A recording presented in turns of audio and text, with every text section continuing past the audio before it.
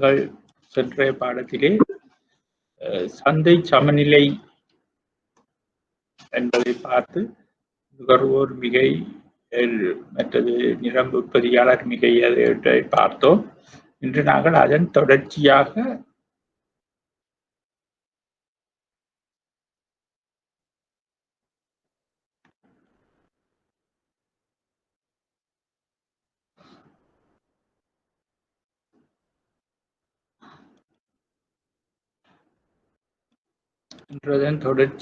நாங்கள்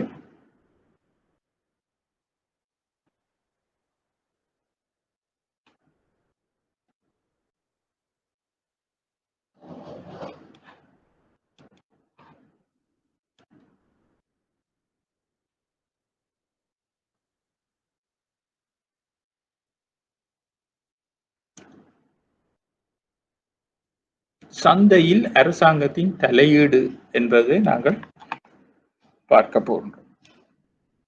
அவை நாங்கள் மீண்டும் நான் சொல்கின்றேன், நுகர்வோர் மிகை, உற்பத்தியாளர் மிகை, நிரம்பல் ஏற்படும் குறைவின் விளைவுகள், அதிலெல்லாம் நாங்கள் சென்ற வாரம் பார்த்திருந்தோம். நாங்கள் இப்பொழுது பார்க்க போறது 6வது பாடம், லெசன் 6 என்று சொல்லப்படுகின்ற அந்த 6வது பாடத்திலே தொடர்ச்சியாக சந்தையில் அரசாங்கத்தின் தலையீடு. சந்தையில் அரசாங்கம் என்ன மாதிரி தலையிடும் என்று நாங்கள் சொன்னால், பொருட்களுக்காக அரசாங்கத்திற்கு வருமானம் என்பது ஒன்று தேவைப்படும். அப்படி தேவைப்படும் பொழுது அரசாங்கமானது என்ன செய்யும் என்று சொன்னால் வரி விதிக்கும். அந்த வரி நேர் வரி, மறைமுக வரி என்று 2 வகையாக உள்ளது. நேர்வரி என்று கூறும் பொழுது அது நேரடியாக ஒருவருடைய வருமானத்தில் விதிப்பதுதான் நேர்வரி. மறைமுக வரி என்னும் பொழுது மக்கள் நுகர்வோர் நுகரும் பொருட்களின் மீது விதிக்கப்படும் வரியைத்தான் நாங்கள் மறைமுக வரி இல்லாத நேரில் வரி என்று நாங்கள் அதை சொல்லுவோம். அப்ப அரசாங்கம் தனது வருமானத்தின் நோக்கத்திற்காக வரிகளை விதிக்கும் பொழுது, அதுவும் அதில் நேரில் வரியை விதிக்கும் பொழுது என்ன மாதிரியான விளைவுகளை அந்த பொருளுக்குரிய சந்தையில் அந்த பொருளுக்குரிய கேள்வியின் நிரம்பலும் ஏற்படுத்தும் என்பதும், அதன் மூலமாக அந்த பொருளின் விலையில் அல்லது தொகையில், நிரம்பல் தொகையில் ஏற்படும் மாற்றங்களையும் பார்ப்பதாகத்தான் இது அமைந்துள்ளது. அவை சந்தையில் அரசாங்கத்தின் தலையீடு. மறைமுக வரி. மறைமுக வரி ஒன்றை ஒரு பொருளின் மீது அரசாங்கம் விதிக்குமானால் அதன் உற்பத்தி செலவு அதிகரித்து அதன் மூலம் உற்பத்தியாளர் நிரம்பலை குறைக்க முயல்வர். இதனால் நிரம்பல் கோடு குறைவடை. அப்ப அது உங்களுக்கு வடிவா தெரியும். மறைமுக வரி என்ற பொழுது நாங்கள் ஒரு பொருளின் மீது வரியை விதிக்க அது தன்னை பாட்டில் அந்த உற்பத்தி செலவு அந்த பொருளுக்கு உயருது. அப்ப பொருளுக்கு உற்பத்தி செலவு அதிகரிக்கும் பொழுது நுகர்வோர் உற்பத்தியாளர் என்ன செய்வார்கள்? அந்த நிரம்பல் தத்துவத்தின்படி விலை கூடும் பொழுது கூடுதலான பொருட்களை நிரம்பல் செய்ய விரும்புவார்கள். ஆனால் இங்கே என்ன நடக்கும் என்று சொன்னால், வேண்டாத ஒரு தலையீடாக உற்பத்தியாளர் இதை நினைப்பதால் உற்பத்தியாளர் அதன் நிரம்பலை குறைக்க விரும்புவார்கள். அப்ப நிரம்பலை குறைக்க முயற்சி செய்யும் பொழுது அந்த நிரம்பல் கோடு குறைவடையும், அல்லது அந்த நிரம்பல் கோடு இடப்புறம் நகரும். அப்ப மறைமுக வரியை அரசாங்கம் விதிக்கும் போது அதன் சுமையை நுகர்வோர் மட்டுமல்ல, சில நேரங்களில் உற்பத்தியாளரும் சுமக்க வேண்டிய தருணங்கள் உள்ளன. அப்ப அந்த பொருளின் நெகிழ்ச்சியின் தன்மையை கொண்டு, அந்த பொருளின் நெகிழ்ச்சி என்ன மாதிரி இருக்குதுன்றதை பொறுத்து சில நேரங்களில் உற்பத்தியாளர் முற்றுமுழுதாக அதனுடைய அந்த வரி தொகையை பொறுக்க வேண்டி ஏற்படலாம். அப்படி பொறுக்கும் பொழுதுதான் அது இந்த விலை உயர்கின்றது. அப்படி அந்த விலையை உயர்த்தி பொருட்களை விற்க முடியாமல் போகும் பொழுது உற்பத்தியாளர் தங்களுடைய லாபத்தில் ஒரு பகுதியாக அந்த வரியை எடுத்துக்கொள்ள வேண்டி இருக்கின்றது. அதாவது நுகர்வோர்ல சுமத்த இயலாம போகின்றது. அதே சமயம் அந்த நெகிழ்ச்சி தன்மைக்கு ஏற்ற மாதிரி சில நேரங்கள்ல உற்பத்தியாளர் முற்றுமுழுதாக நுகர்வோரிலும் அந்த சுமையை சுமக்க பண்ணி விடுவார்கள். அப்ப ஒரு பொருளின் வரி என்று சொல்லுவது, அரசாங்கம் விதிக்கின்ற வரியை யார் சுமந்து கொள்வது என்பது அந்த பொருளுண்ட நெகிழ்ச்சியின் தன்மைக்கு ஏற்ற மாதிரி மாறுபட்டு கொண்டு போகின்றது. உதாரணமாக இந்த கீழே இருக்கிற இந்த அட்டவணையை நாங்கள் பார்ப்போம். ஒரு அலகுக்கான வரி விதிக்கும் போது ஒரு அலகுக்கு 5 ரூபாய் வரியை அரசாங்கம் விதிக்கின்றது என்று சொல்லுவோம். உதாரணமா இப்ப நீங்கள் பார்த்துக் கொள்ளலாம், வெங்காயத்துக்கு உருளைக்கிழங்குக்கு அரசாங்கம் வரி விதிக்குதுன்னு நாங்கள் பேப்பர்கள்ல பார்க்கிறோம். 10 ரூபாய் வரி விதிக்குது என்று. நாங்கள் இங்க சொல்லுவோம், உதாரணமா இது ஒரு வெங்காயம் என்று எடுத்துக்கொண்டு இந்த வெங்காயத்துக்கு 5 ரூபாய் வரியை அரசாங்கம் விதிக்கின்றது நாங்கள் பார்த்துக் கொள்வோம். அப்ப வரிக்கு முன்னைய விலை 10 ரூபாய்ண்டா அந்த நிரம்பல் 10 ரூபாயா இருக்கின்றது. ஆனால் வரிக்கு பின்னிய விலை 15 ரூபாயா இருக்கின்றது. 5 ரூபாய் வரியை சேர்த்தப்படுறது. அதே மாதிரி 2வது வரியில பாருங்க, வரிக்கு முன்னிய விலை 15 ரூபாய், அதுல தொகை நிரம்பல் தொகை 20 ரூபாயாக இருக்கின்றது. வரிக்கு பின்னிய விலை 20 ரூபாய். அதே மாதிரி வரிக்கு முன்னிய விலை 20 ரூபாய், அந்த இடத்துல தொகை நிரம்பல் தொகை 30, வரிக்கு பின்னிய விலை 25. அடுத்ததாக வரிக்கு முன்னிய விலை 25 இருக்கும் பொழுது தொகை நிரம்பல் 40 இருக்கிறது. வரிக்கு பின்னிய விலை 30 ஆகின்றது, 5 ரூபாயை கூட்டி. வரிக்கு முன்னிய விலை 30 ரூபாய் இருக்கும்போது தொகை நிரம்பல் 50 ஆகின்றது. வரிக்கு பின்னிய விலை 35 ஆகின்றது, 5 ரூபாயை கூட்டி. அப்ப இந்த கீழே உள்ள இந்த கிராஃப்ல நீங்கள் பார்த்தீங்கன்னா தெரியும், அதிகரிப்பு 5 ரூபாயாக காணப்படுகின்றது. அதனால அந்த எஸ் என்ற நிரம்பல் கோடு இடப்புறமாக நகர்ந்து அந்த கோடு குறைகின்றது, நிரம்பல் குறைகின்றது. அப்ப 40 ரூபாயில் சைபர்ல இருந்து துவங்குறது S1 என்ற கோடாக மாறுகின்றது. அப்ப அரசாங்க அப்ப அது ரெண்டுக்கும் இடையில் உள்ள வித்தியாசம் அந்த 5 ரூபாய் வரி விதிப்பாகத்தான் இருக்க போகின்றது. அப்ப நாங்க இப்ப ஒரு அலகுக்கான வரி விதிப்பை தான் இவ்வளவு நேரம் நாங்கள் பார்த்தோம், ஒரு அலகுக்கான வரி விதிப்பு. ஆனால் நாங்கள் இனி பார்க்க போகின்றது ஒரு குறிப்பிட்ட வீத வரியை. அதாவது அரசாங்கம் சில நேரங்களில் ஒரு குறிப்பிட்ட வீத வரியை விதிக்கலாம். உதாரணமாக இந்த லெசனில் நோட்ஸில் இருக்கின்றது போல 20 வீத வரியை ஒரு பொருளின் மீது அரசாங்கம் விதிக்கின்றது என்று நாங்கள் கூறுவோம். அப்ப 20 வீத வரியை ஒரு அரசாங்கம் பொருளின் மீது விதிக்கும் போது அந்த பெர்சன்டேஜ், அந்த வீதம் தான் மாறப்போகின்றது. அப்ப இந்த அட்டவணையை பாருங்கள், வரிக்கு முந்திய விலை, வரிக்கு பிந்திய விலை, அந்த விலையில நிரம்பல் என்ன மாதிரி இருக்குதுன்றதை நாங்கள் பார்ப்போம். அப்ப வரிக்கு முந்திய விலையில 10 ரூபாயா இருக்கின்றத 20 வீத வரி என்று கூறும்போது அது 2 ரூபாயாக கூடுகின்றது. வரிக்கு பிந்திய விலை 12 ரூபாய். அங்க நிரம்பல் தொகை 5 தான். நிரம்பல்ல மாற்றம் இல்லை, ஆனா விலையில் மாற்றம் இருக்கின்றது. அதே மாதிரி வரிக்கு முந்தைய விலை 20 ரூபாய் இருக்கும்போது அதன் 20 வீத அதிகரிப்பு 20 வீதம் 4 ரூபாய், வரிக்கு பிந்திய விலை 24 ரூபாய். அப்ப நிரம்பல் தொகை அந்த இடத்துல 10 ரூபாயாக இருக்கின்றது. வரிக்கு முந்திய விலை 30 ரூபாய், அதுவே வரிக்கு பிந்திய விலை 36 ரூபாய். ஏன்? 30 ரூபாயின் 20 வீதம் 6 ரூபாய், அந்த 36 ரூபாயை வரியாக கூட்டினால் வரிக்கு பிந்திய விலை 36 ரூபாய், அந்த இடத்துல நிரம்பல் தொகை 15 உள்ளது. வரிக்கு முந்திய விலை 40 ரூபாய், வரிக்கு அதுக்குரிய வரி 8 ரூபாய், 20 வீதம், ஆகவே 40 48 ரூபாய், நிரம்பல் தொகை 20 உள்ளது. அதே மாதிரி வரிக்கு முந்திய விலை 50 ரூபாயாக உள்ள போது அதனுடைய 20 வீத வரி 10 ரூபாய், ஆகவே வரிக்கு பிந்திய விலை 60, நிரம்பல் தொகை 25. அப்ப அப்படியான நேரத்துல 2 வரிக்கு முந்திய விலையில் நேரத்தில் இருந்த நிரம்பல் கோட்டையும் வரிக்கு பிந்திய விலையில் உள்ள நிரம்பல் கோட்டையும் நீங்கள் பார்க்கலாம். அது சமாந்தரமாக அதிகரித்து காணப்படாது.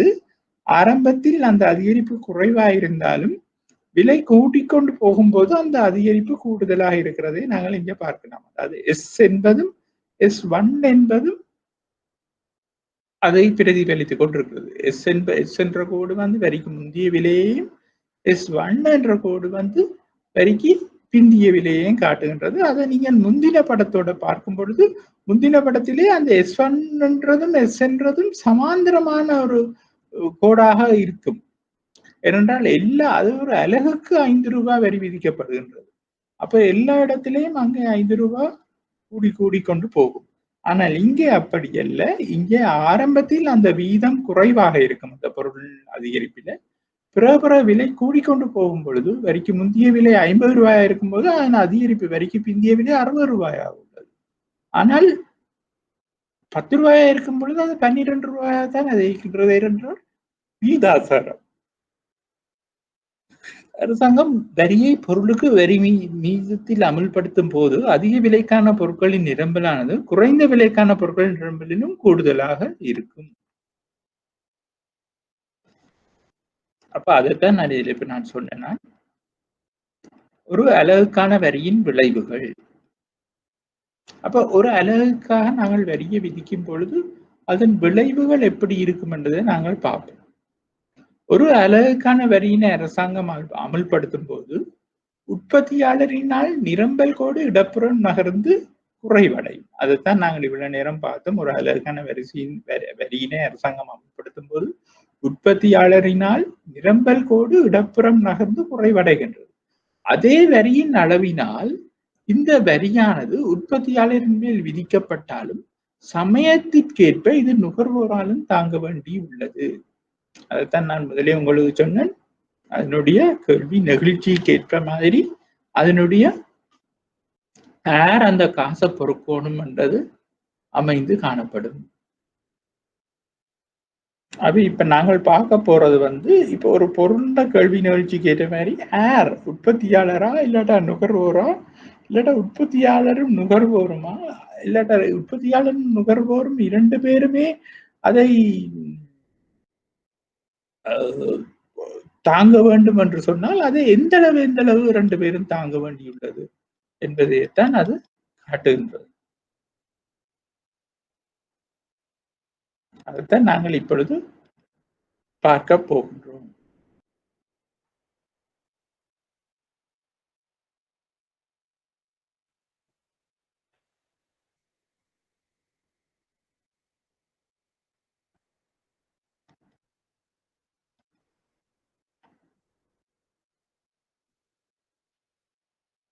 அப்போ அதுக்கு கீழே அந்த 9ஆம் பக்கம் துவக்கத்துல ஒரு வரைபடம் ஒன்று இருக்குது. அதை பாருங்க.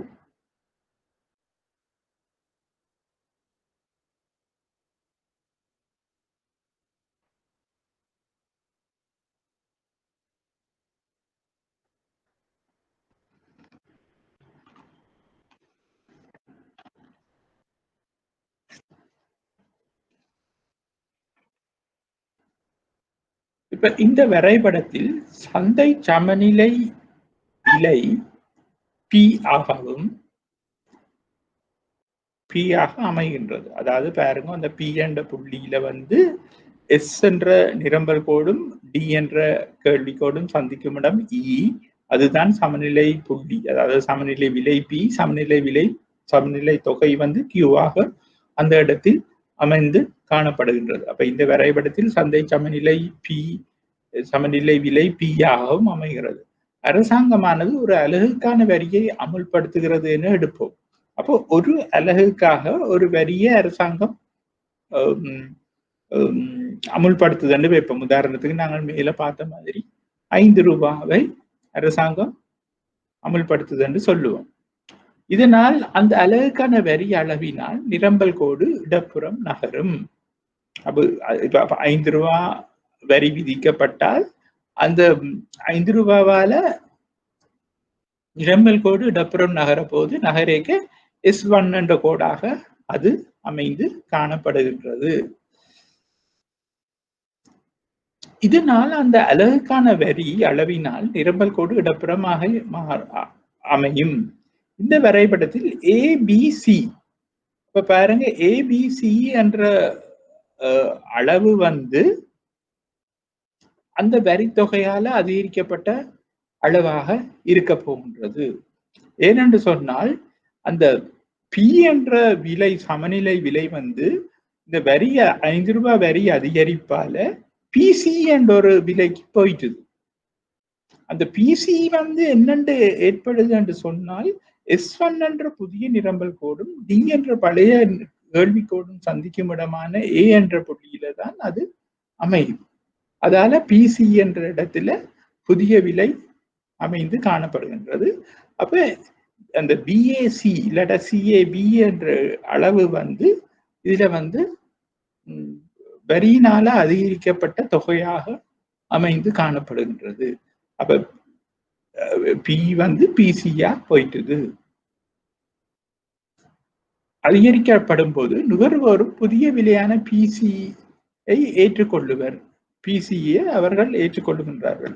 ஆனால் வரியின் பின்னர் நிரம்பல் செய்யும் உற்பத்தியாளரின் விலை பிபியாக இருக்கும். அப்போ உண்மையின்படி வரி விதிக்கப்பட்ட பிறகு உற்பத்தியாளர்கள் அந்த விலையில தாங்கள் நிரம்பல் செய்ய போற தொகையின் விலை வந்து பிபி. ஆனால் வரியின் பின்னர் நிரம்பல் செய்யும் உற்பத்தியாளரின் விலை வந்து பிபி. உண்மையில உற்பத்தியாளருக்கு அந்த விலையில தான் விற்க விருப்பம். அதாவது அந்த முழு வரியையும் உற்பத்தியாளர் தாங்குவார்களாக இருந்தால் அந்த பிபி என்ற விலையில தான் உற்பத்தியாளர் அதை விற்பர். ஆனால் இப்பொழுது புதிய சமநிலை புள்ளி வந்து ஏ என்ற புள்ளியில வந்து இருக்குது. பிசி என்ற இடத்துல வந்து நாங்கள் புதிய விலை அமைந்திருக்கின்றோம். வரியின் பின்னர் நிரம்பல் செய்யும் உற்பத்தியாளரின் விலை பிபியாக இருக்கும். இதற்கமைய பி பிபி பிசி என்ற பகுதியான வரியை உற்பத்தியாளர் தாங்கிக் கொள்வர். அப்ப பிபி பிபிசி என்ற பகுதியான அந்த கீழ்ப்பக்கம் உள்ள பகுதியை உற்பத்தியாளர் தாங்கிக் கொள்வர்.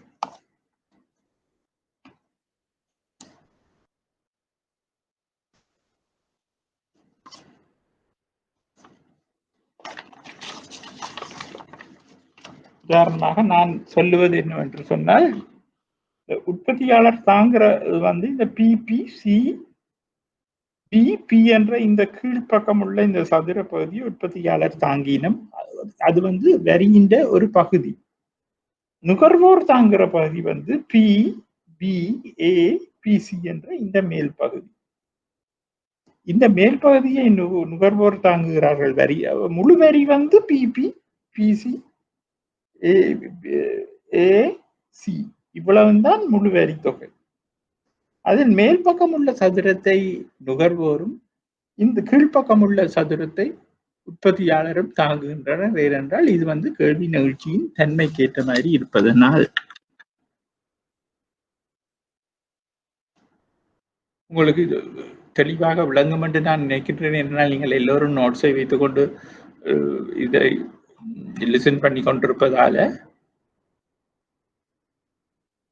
அப்படி ஏதாவது உங்களுக்கு பிரச்சனை என்றால் எனக்கு இதில் அறிவித்தீங்கள் என்றால் நான் வேண்டுமென்றால் இன்னும் கொஞ்சம் விளக்கமாக நான் உங்களுக்கு இதை விளங்கப்படுத்தக்கூடியதாக இருக்கும். இந்த சட் என்ற இதுக்கு போனாலும் பரவாயில்லை.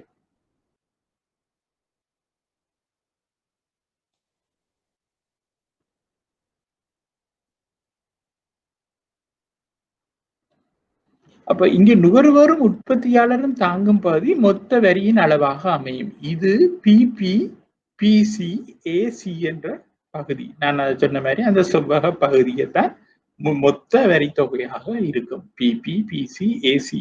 அதில கீழே உள்ள சதுரத்தை உற்பத்தியாளரும் மேலே உள்ள சதுரத்தை நுகர்வோரும் பொறுத்து கொள்வர்.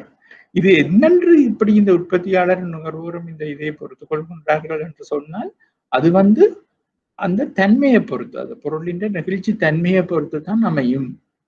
நுகர்வோர் மிகையும் உற்பத்தியாளர் மிகையும் முறையே பிஎம்இ மற்றும் பிஎன்இ ஆகிய பகுதிகளாக குறிக்கப்படுகின்றன. அப்ப இப்ப நாங்கள் பழையபடி நுகர்வோர், அதாவது வரி விதிக்க முதல் நான் இதை உங்களுக்கு இதுல விளங்கப்படுத்தி காட்டினா என்னென்ன எல்லாம் இருக்கும் என்று நினைக்கின்றேன்.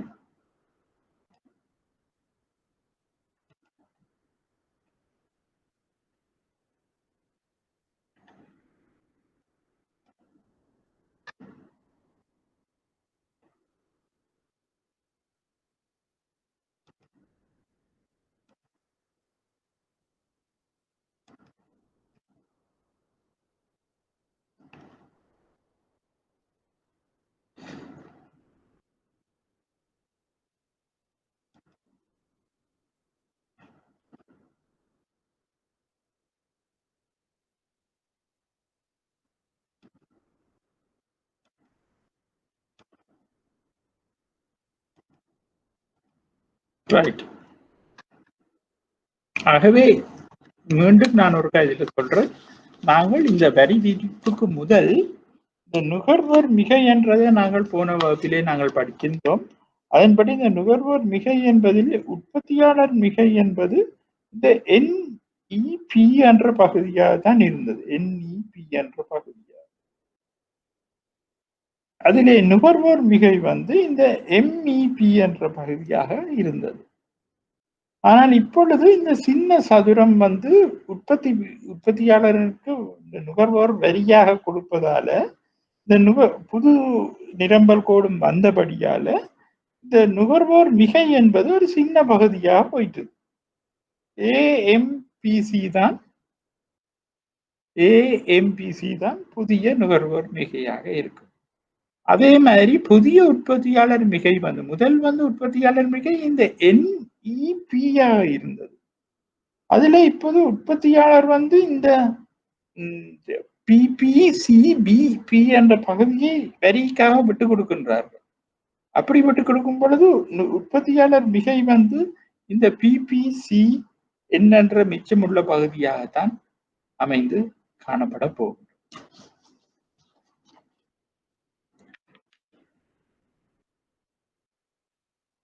நுகர்வோர் மிகையும் உற்பத்தியாளர் மிகையும் முறையே PME மற்றும் PNE ஆகிய பகுதிகளால குறிக்கப்படுகின்றன.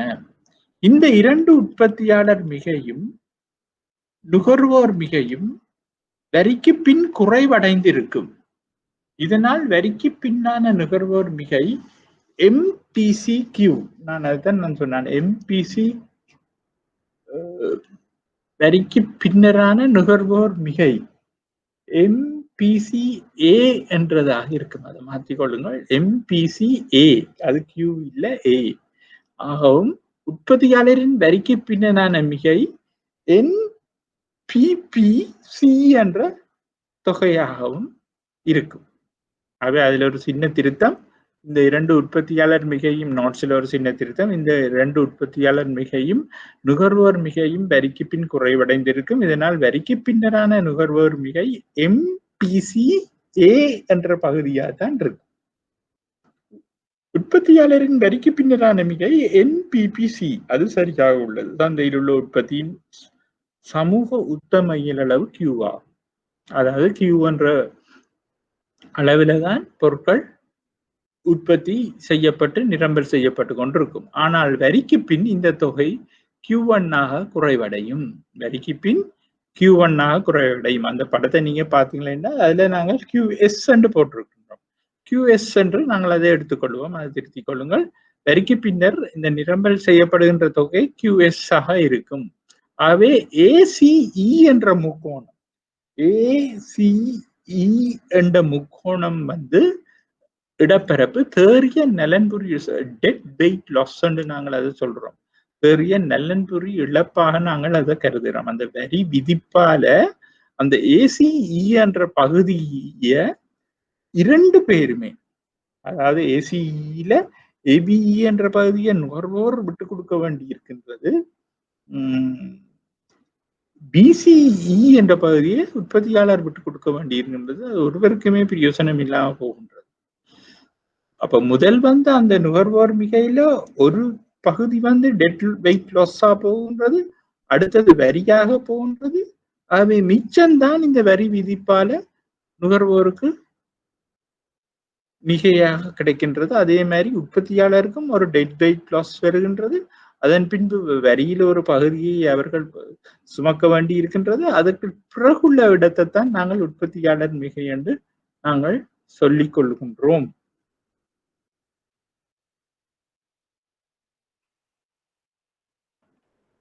அந்த இந்த கிராஃபை நீங்கள் சரியாக விளங்கி கொள்ளுங்கள் என்றால் இந்த கிராஃபிலே எல்லாம் அமைந்துள்ளது. ஒரு பொருளின் வரி விதிப்பு, அந்த வரி விதிப்பால அந்த பொருளில் ஏற்படுகின்ற விலை அதிகரிப்பு, அந்த விலை அதிகரிப்பால நிரம்பல் புது நிரம்பல் கோடு ஏற்படுகின்றது, புது நிரம்பல் சமநிலை ஒன்று ஏற்படுகின்றது. அந்த புது நிரம்பல் சமநிலை ஏற்படுவதனால நுகர்வோர் அந்த வரியில் இந்த பகுதியை ஏற்றுக்கொள்ளுகின்றனர் என்றதும், உற்பத்தியாளர் அந்த பகுதியில் எவ்வளத்தை ஏற்றுக்கொள்கின்றனர் என்பதையும் அதில் காட்டப்படுகின்றது. அதே மாதிரி அந்த பொருளுக்கு வரி விதிக்கு முதல் இருந்த நுகர்வோர் மிகையும் உற்பத்தியாளர் மிகையும் காணப்படுகின்றது. அப்படி பொருள் வரி விதிக்கப்படுவதனால் ஏற்படுகின்ற புதிய நுகர்வோர் மிகை எவ்வளவோ குறுகி இருக்கும். அதே மாதிரி அந்த உற்பத்தியாளர் மிகையும் எவ்வளவோ குறுகி இருக்கின்றது. அதில் ஒருவருக்குமே பிரயோசனம் இல்லாம போகின்ற அந்த டெட் வெயிட் லாஸ்ன்றது நுகர்வோரின் சார்பில் ஏபிஇயும் உற்பத்தியாளரின் சார்பில் சிபிஇயுமாக அமைந்து காணப்படுகின்றது.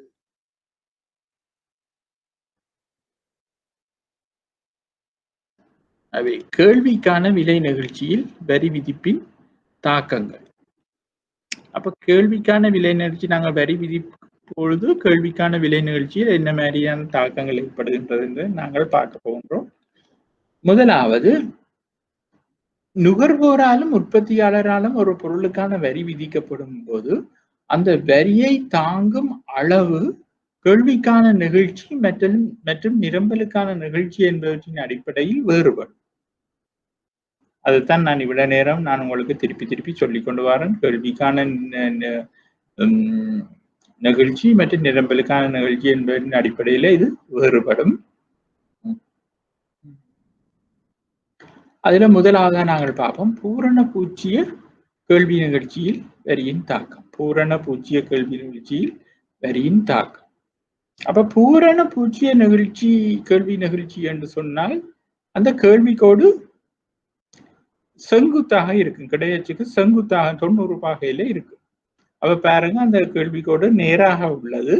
அப்ப இந்த இடத்துல ஒரு பொருளுக்கான அலகு வரி விதிக்கப்படும் பொழுது PPCDE என்ற பகுதி மொத்த வரிச்சுமையாக இருக்கும். இவை அனைத்தையும் நுகர்வோர் பொறுக்க வேண்டி இருக்கும். அதாவது ஆரம்பத்தில் நீங்கள் பாருங்கள், எஸ் என்ற கோடும் அந்த டி என்ற கோடும் சந்திக்கும் இடத்தில் சி என்ற புள்ளியில் டி என்றது சமநிலை விலையாகவும் கியூ என்பது சமநிலை தொகையாகவும் அமைந்து காணப்படுகின்றது. ஆனால் ஒரு பொருளுக்கான வரி அலகு வரி விதிக்கப்படும் பொழுது எஸ்டி வரிக்கு பின்னிய நிரம்பல் கோடு தான் அந்த எஸ்டி என்ற கோடு. அந்த எஸ்டி என்ற வரிக்கு பின்னிய நிரம்பல் கோடு பழைய கேள்வி கோட்டுல எங்க சந்திக்குதோ அது டி என்ற புள்ளியில சந்திக்கின்றது. அப்ப டி என்ற புள்ளியில சந்திக்கும் போது புதிய சமநிலை விலை பிசியாக அதிகரிக்கின்றது. அந்த அதிகரிப்பு தொகை முற்று முழுதாக வரியின் அதிகரிப்பாக இருக்கும். அதாவது பிசி சய பி முற்று முழுதாக வரியின் அதிகரிப்பாகத்தான் இருக்கும். ஆகவே பிசிடிசிபி என்ற சதுரம் முழு வரி தொகையையும் சுட்டி காட்டுகின்றது. இந்த முழு வரி தொகையையும் நுகர்வோர் பொறுப்பர். அதாவது பூரண பூஜ்ஜிய கேள்வி நிகழ்ச்சியில் வரிகின்ற தாக்கத்தை 100க்கு 100% நுகர்வோர் சுமக்க வேண்டி உள்ளது. இரண்டாவதாக, ஒன்றுக்கு குறைந்த கேள்வி நிகழ்ச்சியில் வரியின் தாக்கம். அப்போ ஒன்றுக்கு குறைந்த கேள்வி நிகழ்ச்சி இருக்கும் பொழுது என்ன மாதிரி அந்த வரியின் தாக்கம், அதுல யார் கூடுதலாக சுமக்க வேண்டி இருக்கும், யார் குறைவாக சுமக்க வேண்டி இருக்கும் என்பதை நாங்கள் பார்ப்போம். அப்போ ஒரு பொருளுக்கான கேள்வி நிகழ்ச்சி குறைந்ததாக இருந்தால் நுகர்வோர் உற்பத்தியாளரிடம் பார்க்க கூடுதலான வரியை பொறுப்பர் அல்லது தாங்குவர். அப்போ ஒரு பொருளுக்கான கேள்வி நிகழ்ச்சி குறைவாக இருக்கும் என்று சொல்லும் பொழுது நுகர்வோர் உற்பத்தியாளரிடம் பார்க்க கூடுதலான வரியை பொறுக்க வேண்டி இருக்கும் அல்லது தாங்க வேண்டி இருக்கும். நுகர்வோர் வரி பளுவானது PPCDE. PPCDE என்பது நுகர்வோர் தாங்குகின்ற பகுதி. அதே மாதிரி உற்பத்தியாளர் தாங்கும் பகுதி PPPEF என்றதாக இருக்கும் அல்லது PPPEFE என்றதாக இருக்கும். அதை உங்களுக்கு அதை பார்க்க விளங்கணும். மேலே உள்ள சதுரம் இந்த மேலே உள்ள சதுரம் இந்த பெரிய சதுரம் உற்பத்தியாளர் நுகர்வோர் தாங்குவதாகவும் இந்த சின்ன சதுரம் உற்பத்தியாளர் தாங்குற வரியின் அளவாகவும் இருக்கும். ஆகவே இதுல என்ன நடக்குது என்று சொன்னால் நான் திரும்பவும் விளங்கப்படுத்துகின்றேன். ஆரம்பத்தில் வரிக்கு முன்னைய நிரம்பல் கோடு எஸ், வரிக்கு முன்னைய கேள்வி கோடு டி, அந்த கேள்வியின் நிரம்பலும் சந்திக்கும் இடம் வந்து பி என்பதாக இருக்கின்றது. அப்ப அதுதான் முன்னைய சமநிலை விலை. சமநிலை தொகை வந்து Q. அப்ப இப்பொழுது என்ன நடக்குன்னு சொன்னால், வரியின் பின்னர் ஒரு அலகுக்கான வரியின் பின்னர் ST என்பதாக வரிக்கு பின்னர் நிரம்பல் கோடு வந்து அமைகின்றது. ST என்ற வரிக்கு பின்னர் அந்த நிரம்பல் கோடு வந்து அமையும் பொழுது அதே கேள்வி கோட்டில் ST எங்கு சந்திக்கின்றதோ அது D என்ற புள்ளியில் நேராக PC என்ற விலையில் புதிய சமநிலை விலை அமைகின்றது. அதே மாதிரி புதிய சமநிலை தொகை Q1 ஆக அமைகின்றது. அதே இப்பொழுது நாங்கள் என்ன பார்க்கின்றோம் என்று சொன்னால், அந்த D என்ற புள்ளியில் உற்பத்தியாளர் எவ்வளவு பொருட்களை சந்தைப்படுத்த விரும்புவர் என்று சொன்னால் F என்றதாகத்தான் இருக்கு. அதாவது பழைய நிலை F என்பதாகத்தான் இருக்கு. அப்ப அந்த எஃப்க்கு நேர உள்ள விலை தான் பிபி என்ற விலை. அந்த விலையில தான் அந்த அளவு பொருட்களை அவர்கள் நிரம்பல் செய்ய விரும்புவார்கள். ஆகவே அந்த இ என்ற புள்ளிக்கு, அதாவது பழைய பி என்ற விலைக்கும் கீழே உள்ள பிபி என்ற உற்பத்தியாளர் விற்க விரும்பும் விலைக்கும் இடையில் உள்ள தொகையை உற்பத்தியாளர் தாங்கள் கொடுக்க வேண்டி ஏற்படும். அதே போல் பியில் இருந்து தற்பொழுது நிரம்பல் குறைவால் அதிகரித்து காணப்படுகின்ற புதிய சமநிலை விலை பிசி என்ற அளவை நுகர்வோர் கொடுக்க வேண்டி இருக்கும். அடுத்ததாக ஒன்றுக்கு கூடிய கேள்வி நிகழ்ச்சியும் வரியின் தாக்கம். ஒன்றுக்கு கூடிய கேள்வி நிகழ்ச்சியும் வரியின் தாக்கமும் என்று சொல்லும் பொழுது, கேள்வி நிகழ்ச்சி ஒன்றுக்கு கூடியதாக இருக்கும் பொழுது பெரும்பாலும் உற்பத்தியாளர் தான் கூடுதலான வரியை தாங்க வேண்டி இருக்கும். உற்பத்தியாளர் கூடுதலான வரியை தாங்க வேண்டி இருக்கும். அவை இங்க பாருங்கள், ஆரம்பத்தில் கேள்விக்கோடு ஒன்றுதான். அந்த கேள்விக்கோடும் வரிக்கு முன்னரான நிரம்பல் கோடு எஸ்ஸும் சந்திக்கும் இடம் வந்து பி என்ற விலையில், அதே இடம் Q என்ற தொகை என்று வைத்துக் கொள்ளுங்கள். அது Q1 அல்ல, Q என்ற தொகையாக நீங்கள் அதை ஆக்கிக் கொள்ளுங்கள். அது Q, ஆமாம், அது ஒன்றுக்கு கூடிய Q தான். அது Q1 என்று அதில் வந்துள்ளது. Q என்று அதை எடுத்துக் கொள்ளுங்கள்.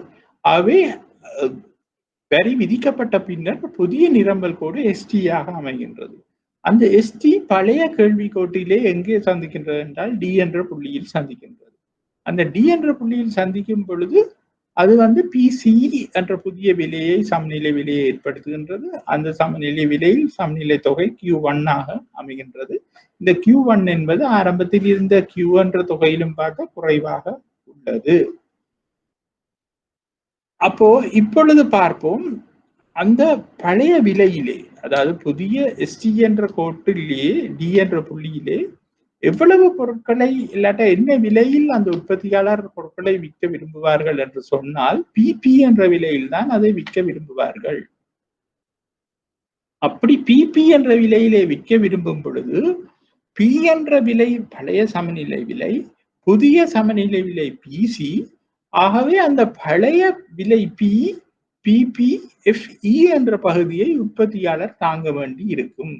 அதாவது வரியின் பகுதியாக பிபிஎஃப்இ என்ற பகுதியை உற்பத்தியாளர் தாங்க வேண்டி இருக்கும். அதே சமயம் இந்த வரி அதிகரிப்பால நுகர்வோர் தாங்க வேண்டிய அளவு என்னன்னு சொன்னால் பிசிடிஇ என்ற மேற்புறம் உள்ள சதுர அளவு. அவை இந்த ஒன்றுக்கு கூடிய கேள்வி நிகழ்ச்சியில் இந்த கிராஃபின் படி அது ஏதேனும் சில வேளை பிழைகளா இருக்கலாம். ஆனால் ஒன்றுக்கு கூடிய கேள்வி நிகழ்ச்சி உள்ள சந்தர்ப்பத்தில் நிச்சயமாக அந்த பிபிஎஃப்இ என்ற நுகர்வோர் உற்பத்தியாளர் தாங்குகின்ற அளவு என்பது பிபிசிடிஇ என்கின்ற நுகர்வோர் தாங்குகிற அளவிலும் பார்க்க பெரிதாகத்தான் இருக்கும். இந்த அளவு பெரிதாக இருக்கும். இது வந்து ஒன்றுக்கு கூடிய கேள்வி நிகழ்ச்சியில வரியின் தாக்கம் எப்படி இருக்கும் என்று சொன்னால் உற்பத்தியாளர் வந்து கூடுதலான பகுதியை தாங்க வேண்டி ஏற்படும். அடுத்தது ஒன்று சமமான கேள்வி நிகழ்ச்சியும் வரியின் தாக்கமும்.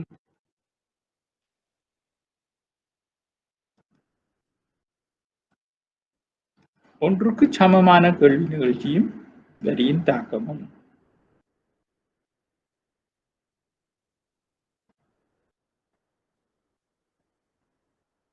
இப்ப இதுல பாருங்க, ஆரம்பத்துல ஒரு பொருளுக்கான விலை நிகழ்ச்சி ஒன்றுக்கு சமமானதா இருக்குமாயின் நுகர்வோரும் உற்பத்தியாளரும் சமமான வரி விதிப்பினை தாங்கிக் கொள்ள வேண்டி ஏற்படுகின்றது. அப்ப இதுல கவனிச்சு கொள்ளுங்க, ஒன்றுக்கு சமமான கல்வி நிகழ்ச்சியில வரியின் தாக்கம் என்னவா இருக்கின்றால், பொருளுக்கான விலை நிகழ்ச்சி ஒன்றுக்கு சமமாக இருக்குமாயின் நுகர்வோரும் உற்பத்தியாளரும் சமமான வரி விதிப்பினை தாங்கிக் கொள்ள வேண்டி உள்ளது. அது என்னென்று சொன்னால், இந்த கிராஃப்ல பாத்தீங்கன்னு சொன்னால், பழைய ஒரே ஒரு கேள்விக்கோடு, அது பழசும் புதுசும் தான் டி என்ற கேள்விக்கோடு. பழைய நிரம்பல் கோடான எஸ்ஐ சந்திக்கும் பொழுது ஏற்படுற புள்ளியில வர சமநிலை விலை பி ஆகவும் சமநிலை தொகை வந்து கியூ ஆகவும் அமைகின்றது. ஆனால் ஒரு அலகுக்கான வரி விதிக்கப்பட்ட பிறகு புதிய நிரம்பல் கோடு, வரிக்கு பின்னரான நிரம்பல் கோடு எஸ்டி என்ற கோடு இடப்புறமாக காணப்படுகின்றது. அந்த எஸ்டி என்ற கோடும் பழைய கேள்விக்கோடும் சந்திக்கும் புள்ளி சி என்ற புள்ளியில பிசி என்ற விலையில புதிய சமநிலை விலை ஏற்படுகின்றது வரிக்கு பின். அந்த இடத்துக்கு நேரே தொகையை பாருங்கள், Q1 என்ற தொகைதான் அமைந்து காணப்படுகின்றது. அவை பிசி என்பது புதிய சமநிலை விலையாகவும் Q1 என்பது புதிய சமநிலை தொகையாகவும் காணப்படுகின்றது. சி என்பது புதிய சமநிலை புள்ளி. அப்ப இந்த கட்டத்துல வந்து உற்பத்தியாளர் எவ்வளவு பொருட்களை என்ன விலையில் வழங்க விரும்புவார்கள் என்று சொன்னால், அந்த இ என்ற அளவு பிபி என்ற அளவு விலையில தான் உற்பத்தியாளர் அந்த பொருட்களை வழங்க விரும்புவார்கள். ஆனால் பழைய விலை வந்து பழைய சமநிலை விலை வந்து பி. ஆகவே அந்த பி பிபி இடி என்ற பகுதியை உற்பத்தியாளரும் பிபிசி சிடி என்ற பகுதியை நுகர்வோரும் பொறுக்க வேண்டி இருக்கும். இந்த கிராஃபின் படி கொஞ்சம் அந்த கிராஃப் கொஞ்சம் பிழையாக இருந்திருக்கலாம். ஆனால் இந்த தத்துவம் என்ன சொல்லுது என்றால், இந்த பிபிபிடிஇ என்ற பகுதியும் பிபிசிசிடி என்ற பகுதியும் சமமாக இருக்க வேண்டும் என்பதுதான், சமமாக இருக்கும். அதுதான் ஒன்றுக்கு சமமான கேள்வி நிகழ்ச்சியின் தாக்கம், வரியின் தாக்கம். அந்த ரெண்டு சதுரமும் சம அளவாக இருக்க வேண்டும். கிராஃப பிழையாக கொஞ்சம் கீறப்பட்டபடியாக அது கொஞ்சம் உங்களுக்கு நுகர்வோருட பக்கத்துல கூடுதலா காட்டுது. ஆனா உண்மையின்படி பார்க்க போனால் அது ரெண்டுமே சமமான அளவாக இருக்கணும், அந்த ரெண்டு சதுரம்.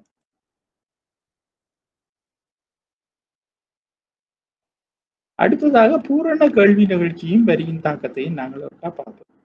பூரண கேள்வி நிகழ்ச்சியும் வரியின் தாக்கம் என்று நாங்கள் சொல்லும் பொழுது, பொருளுக்கான கேள்வி நிகழ்ச்சி பூரண நிகழ்ச்சியாயின் உற்பத்தியாளர் தமது விலையை உயர்த்த முடியாது. அவ்வாறான சந்தர்ப்பத்தில் உற்பத்தியாளர் தான் முழு வரியையும் தாங்க வேண்டி ஏற்படுகின்றது. அப்ப விளங்கிக் கொள்ளுங்க, இந்த கிராஃபில டி என்ற கோடு, கேள்வி கோடு கிடையச்சுக்கு சமாந்தரமாக அமைந்து பூரண கேள்வி நிகழ்ச்சியை காட்டிக் கொண்டிருக்கின்றது. எஸ் என்பது பழைய கேள்விக்கோடு, வரிக்கு முந்தைய கேள்விக்கோடு. அந்த எஸ் என்ற கேள்விக்கோடும் டி என்ற எஸ் என்ற நிரம்பல் கோடும் டி என்ற கேள்விக்கோடும் சந்திக்கும் இடத்துல கியூ என்ற புள்ளி சமநிலை தொகையாகவும் பிபி என்ற புள்ளி சமநிலை விலையாகவும் அமைந்து காணப்படுகின்றது. ஒரு அலகுக்கான வரியை விதிக்கும் பொழுது அந்த நிரம்பல் வந்து குறைவடைகின்றது. அது எஸ்டி என்ற ஒரு நிரம்பல் குறைவடைவதாக அமைகின்றது, கொஞ்சம் குறைகின்றது. அப்படி குறைவடையும் பொழுது புதிய புள்ளி வந்து டி என்ற புள்ளியிலே அந்த பிபி என்ற விலையில் சந்திக்கின்றது. அந்த தொகை வந்து Q1 குறைவடைகின்றது. ஆகவே முந்தியிருந்த சமநிலை தொகையிலும் பார்க்க இப்ப இருக்க போற சமநிலை தொகை குறைவாக இருக்கின்றது. ஆனால் இப்ப இதுல என்ன பிரச்சனை என்று சொன்னால், அந்த விலையில் கேள்வி கோட்டில் மாற்றம் இல்லாத சந்தர்ப்பத்தில் அந்த விலையிலும் மாற்றம் இல்லை. ஆகவே அந்த முழு வரிச்சுமையையும் உற்பத்தியாளர் தாங்க வேண்டிய ஒரு சந்தர்ப்பம் வருகின்றது. அது எவ்வளவு என்று சொன்னால் பிபிடி Q1O என்ற பகுதியாக அமைந்து காணப்படுகின்றது. அவை பிபிடி Q1O என்ற புதிய அந்த முழு வரிச்சுமையையும் உற்பத்தியாளர் தாங்குகின்றனர். அப்ப இவ்வளவு நேரம் நாங்கள் பார்த்த கேள்வி நிகழ்ச்சி இந்த வகைகள்ல என்ன மாதிரி ஒரு பொருளுக்கான வரி விதிக்கப்படும் பொழுது, அலகு வரி விதிக்கப்படும் போது அது என்ன மாதிரி உற்பத்தியாளரும் நுகர்வோரும் தாங்குகின்றார்கள் என்பதைத்தான் இவ்வளவு நேரம் நாங்கள் பார்த்து கொண்டிருந்தோம். ஆனால் இனி நாங்கள் பார்க்க போவது நிரம்பலுக்கான விலை நிகழ்ச்சியின் வரி விதிப்பின் தாக்கங்களை, நிரம்பலுக்கான விலை நிகழ்ச்சியின் வரி விதிப்பின் தாக்கங்களை நாங்கள் பார்க்க போறோம்.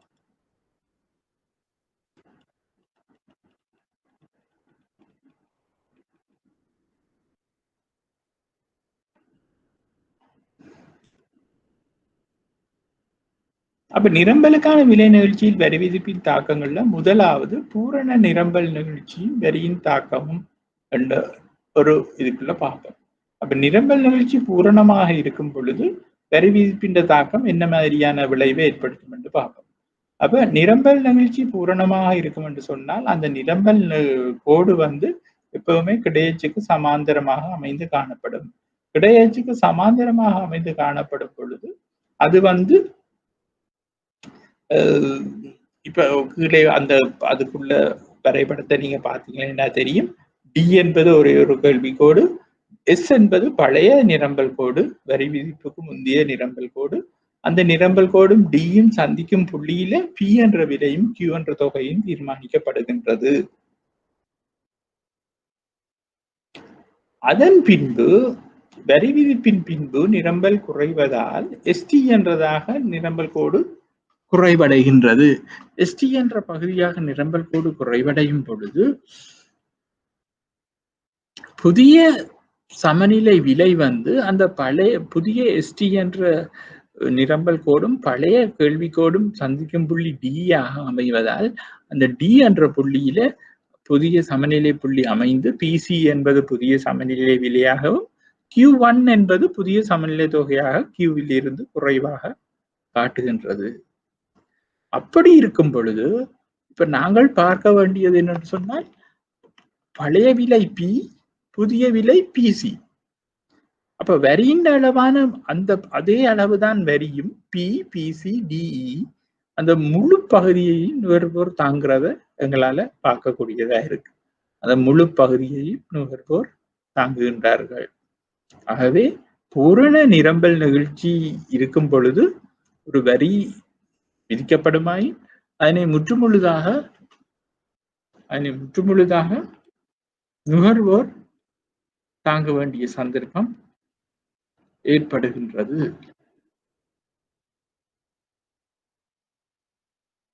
அப்ப இவ்வளவு நேரம் நான் சொல்லிக் கொண்டிருப்பது உங்களுக்கு எவ்வளவு தூரம் காம்ப்ளிகேட்டடாக இருக்கின்றது என்பது எனக்கு தெரியவில்லை.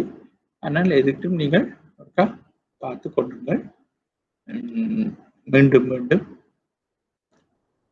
இரண்டாவதாக ஒன்றுக்கு கூடிய நிரம்பல் நிகழ்ச்சியும் வரியின் தாக்கமும். ஒன்றுக்கு கூடிய நிரம்பல் நிகழ்ச்சி உள்ள பொழுது வரியின் தாக்கம் என்ன மாதிரி இருக்குன்றதை நாங்கள் பார்ப்போம். அப்போ ஒன்றுக்கு கூடிய நிரம்பல் நிகழ்ச்சி என்று சொன்னால் அந்த கோடு எப்பவும் கிடையச்சுக்கு சாய்வாக இருக்கும். அப்போ ஒரு பொருளுக்கான அளவு வரியை ஒன்றுக்கு கூடிய நிரம்பல் நிகழ்ச்சியுடைய பொருளில் விதிக்கும் பொழுது கூடுதலான வரிப்பகுதியை நுகர்வோரும் குறைந்த வரிப்பகுதியை உற்பத்தியாளரும் தாங்குவர். அப்ப இங்க பார்ப்போம் பழையபடி கேள்வி கோடு டி, பழைய நிரம்பல் கோடு எஸ், அது சந்திக்கிற புள்ளியில பி என்ற விலையும் கியூ என்ற தொகையும் சமநிலை விலையாகவும் சமநிலை தொகையாகவும் அமைகின்றது. வரி விதிப்பின் பின் எஸ்டி என்பது புதிய நிரம்பல் கோடு. எஸ்டி என்பது புதிய நிரம்பல் கோடாக அமையும் பொழுது அந்த பழைய கேள்விக்கோட்டில் எஸ்டி என்பது புள்ளி எங்கே சந்திக்கின்றதோ அது டி என்ற புள்ளியாக அமைகின்றது. அந்த டி என்ற புள்ளியிலே பிசி என்பது புதிய சமநிலை விலையாக அமைகின்றது.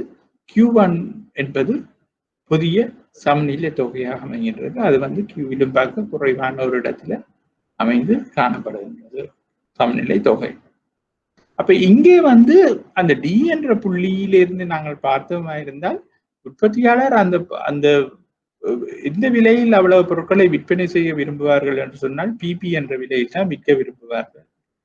அப்ப அப்படியான சந்தர்ப்பத்துல பிசிடிஇ என்ற பகுதி ஒரு பெரிய அளவான பகுதியை நுகர்வோரும் பிபிபிஇஎஃப் என்ற சிறிய பகுதியை உற்பத்தியாளரும் தாங்குவர். ஆகவே ஒன்றுக்கு கூடிய நிரம்பல் நிகழ்ச்சி உள்ள சந்தர்ப்பங்கள்ல கூடுதலான பங்குள்ள வரியை நுகர்வோரும் குறைந்த பங்குள்ள வரியை உற்பத்தியாளரும் தாங்குவர்.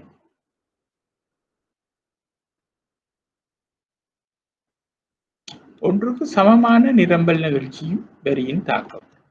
அப்ப பழையபடி நாங்கள் கேள்வி நிகழ்ச்சியில பார்த்த மாதிரியே ஒன்றுக்கு சமமான நிரம்பல் நிகழ்ச்சி வரியின் தாக்கம் என்று சொல்லும் பொழுது ஒரு பொருளுக்கான அலகு வரி ஒன்று அமல்படுத்தப்படும் போது ஒன்றுக்கு சமமான நிரம்பல் நிகழ்ச்சியை அந்த பொருள் கொண்டிருக்குமான உற்பத்தியாளர் மற்றும் நுகர்வோர் இருவருமே சமமாக அந்த வரியின் சுமையை பொறுக்க வேண்டியுள்ளது. அது ஒபிஎஸ். இரண்டா அந்த கேள்வி நிகழ்ச்சி கேட்ட மாதிரி வரியின் தாக்கம் என்ன மாதிரி அமைந்ததோ அதே மாதிரி தான் இங்கேயும் நடக்கின்றது. ஒன்றுக்கு சமமான நிரம்பல் நிகழ்ச்சி இருக்கும் பொழுது வரியின் தாக்கத்தை நுகர்வோரும் உற்பத்தியாளரும் சமமாக பகிர வேண்டி இருக்கு. அவை இந்த கிராஃபை பாருங்க. இந்த கிராஃப்லயும் அதே மாதிரி சின்ன பிழைகள் இருந்திருக்கலாம். ஆனால் அந்த தியரி தத்துவம் தாற்பயம் என்ன சொல்றது என்று சொன்னால் அந்த நுகர்வோர் தாங்குற பகுதியும் உற்பத்தியாளர் தாங்குற பகுதியும் சமம் என்றதுதான். பாருங்க, கேள்விக்கோடு ஒரு கேள்வி கோடாகத்தான் இருக்கின்றது. நிரம்பல் கோடு பழைய நிரம்பல் கோடு, வரிக்கு முன்னரான நிரம்பல் கோடும் கேள்வி கோடும் சந்திக்கும் இடம் பி ஆகவும் கியூவாகவும் அமைகின்றது. எஸ்டி என்பது வரிக்கு பின்னரான நிரம்பல் கோடு. வரி நிரம்பல் குறைவடைகின்றது வரிக்கு பின். அப்படி குறைவடையும் பொழுது அந்த கேள்விக்கோட்டோட அந்த நிரம்பல் கோடு சந்திக்கிற புள்ளி வந்து பிசி என்ற புள்ளியாக அமைந்து காணப்படுகின்றது. அந்த பிசி என்ற புதிய சமநிலை விலையில் Q1 என்பது புதிய சமநிலை தொகையாக Qவிலும் பார்க்க குறைவாக காணப்படுகின்றது. அப்ப இந்த எஸ்டியும் டியும் சந்திக்கிற புள்ளியை நாங்கள் ஏ என்று எடுப்பமாக இருந்தால் இல்லாட்டா டி என்று எடுப்பமாக இருந்தால்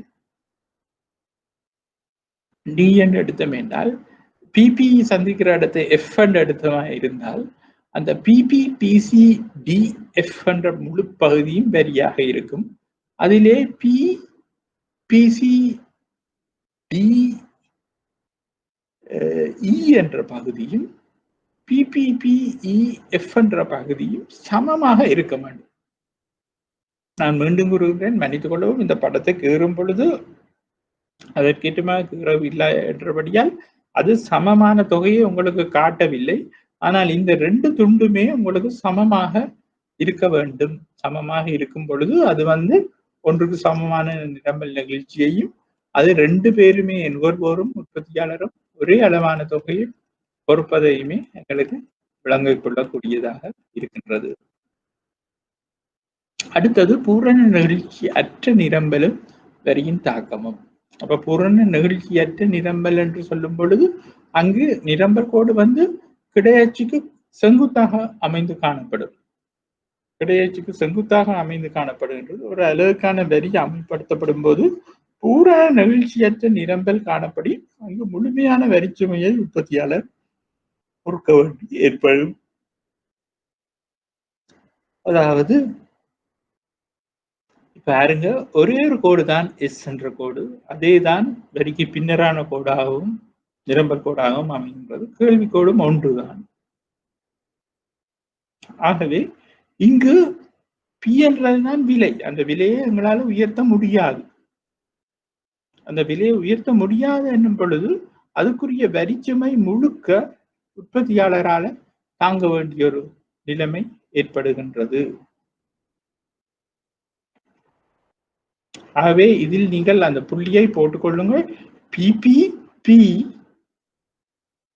அதாவது பழைய சமநிலை விலை பி, கியூ ஒன்றுதான் சமநிலை தொகை. பிபி என்ற பகுதி வந்து உற்பத்தியாளர் தாங்க வேண்டிய பகுதியாக மாறுகின்றது.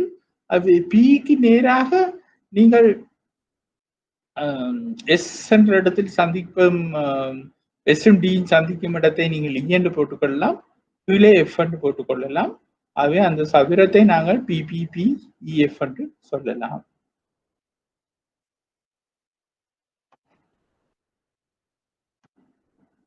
மற்றது ஒன்றுக்கு குறைந்த நிரம்பல் நிகழ்ச்சியும் வரியின் தாக்கம்.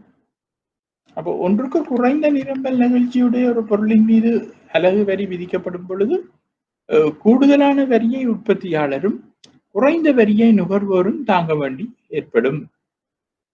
அப்ப இங்க பழையபடி பாருங்க, ஒரே ஒரு கேள்விக்கோடு, வரிக்கு முன்னைய நிரம்பல் கோடு எஸ் என்பதை நாங்கள் எடுத்துக்கொள்வோமா இருந்தால் அந்த எஸ்ஸும் வரிக்கு பின்னரான நிரம்பல் கோடு எஸ்டிஆக அமைகின்றது.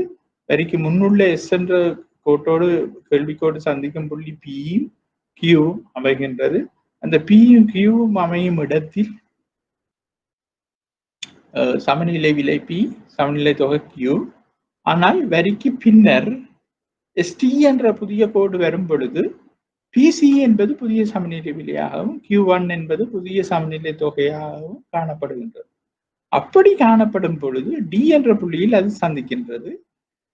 ஆனால் அந்த புள்ளியிலே உற்பத்தியாளர் தாங்கள் விற்க விரும்பும் தொகையை பிபி என்ற விலையில் தான் விற்க விரும்புவார்கள், எஃப் என்ற தொகையை.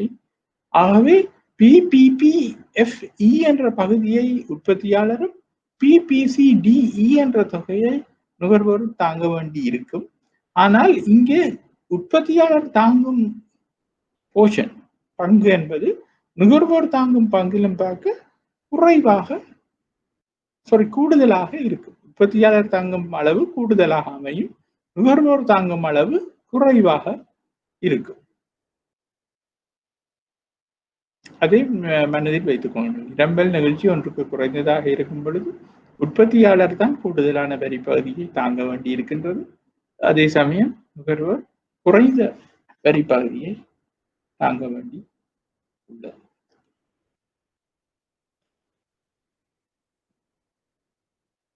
அடுத்ததாக நாங்கள் பார்க்க போகின்றோம் என்ன மாதிரி இந்த வரி, இவ்வளவு நேரம் நாங்கள் பார்த்து கொண்டிருந்தோம் வரி விதிப்பு என்ன மாதிரி அமைந்து காணப்பட்டது. வரி விதிப்பு இந்த பொருளின் உற்பத்தி செலவில் அதிகரிப்பு ஏற்படுத்துது. அந்த அதிகரிப்பு ஏற்படும் பொழுது அதை யார் யார் எவ்வளவு தாங்க வேண்டி உள்ளது என்பதை காட்டுவதாகத்தான் அந்த வரி விதிப்பு அமைந்து காணப்பட்டது. இப்பொழுது நாங்க பார்க்க போன்றோம் மானியம், பொருளுக்கு வழங்கப்படுகின்ற மானியம். அப்ப அரசாங்கம் வரியும் விதிக்கலாம், மானியத்தையும் விதிக்கலாம். அதாவது மானியத்தை வழங்கலாம், வரியை விதிக்கலாம், மானியத்தை வழங்கலாம். அப்ப மானியம் வழங்குறா என்னன்னு சொல்லும் பொழுது, இப்ப வரி விதிப்பதுன்ற எதிர்மறையான வேலை. மானியம் வழங்க என்று சொல்லும் பொழுது அந்த பொருளை குறைந்த விலைக்கு மக்களுக்கு, நுகர்வோருக்கு சென்றடையணும் என்ற ஒரே ஒரு காரணத்தோடு அரசாங்கம் என்ன செய்யும் என்று சொன்னால், பொருளுக்கு ஒரு கொஞ்சம் காசை, பொருளை உற்பத்தி செலவை குறைக்கும் பொருட்டு கொஞ்சம் காசை உற்பத்தியாளர் தான் அரசாங்கம் கொடுக்கும். அப்படி கொடுக்கும் பொழுது அந்த பொருளோட உற்பத்தி செலவு குறைவடையும். அப்படி அந்த பொருளோட உற்பத்தி செலவு குறைவடையும் பொழுது உற்பத்தியாளரா கூடுதலாக நிரம்பல் செய்யக்கூடியதாக இருக்கும். அப்ப இவ்வளவு நேரம் நாங்கள் பார்த்தோம் வரி விதிப்பால நிரம்பல் குறைந்தது, இனி வரி விதிப்பால நிரம்பல் கூடுவதை நாங்கள் பார்க்கக்கூடியதாக இருக்கின்றது.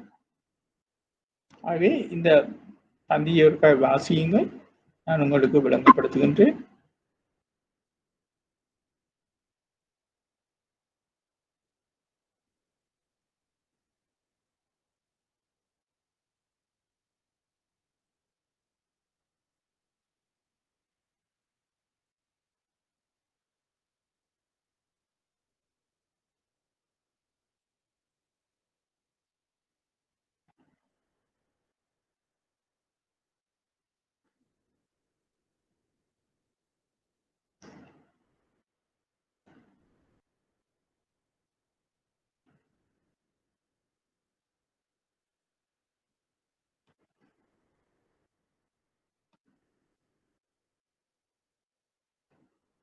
ஆகவே பாபம், அரசாங்கமானது உற்பத்தியாளர்களுக்கு மானியங்களை வழங்கும் முகமாக இருந்தால் அது உற்பத்தியாளரை ஊக்குவிப்பதாக அமைகிறது.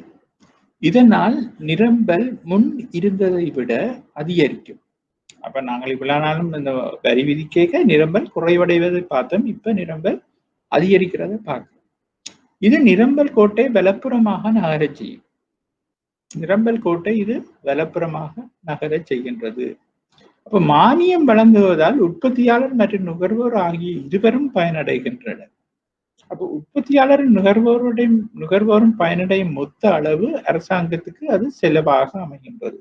அப்ப முதல் பார்த்தோம், வரி என்பது அரசாங்கத்துக்கு வருமானமாக அமைகின்றது. இங்கே மானியம் வழங்கும் பொழுது அந்த தொகை அரசாங்கத்துக்கு செலவாக அமைகின்றது.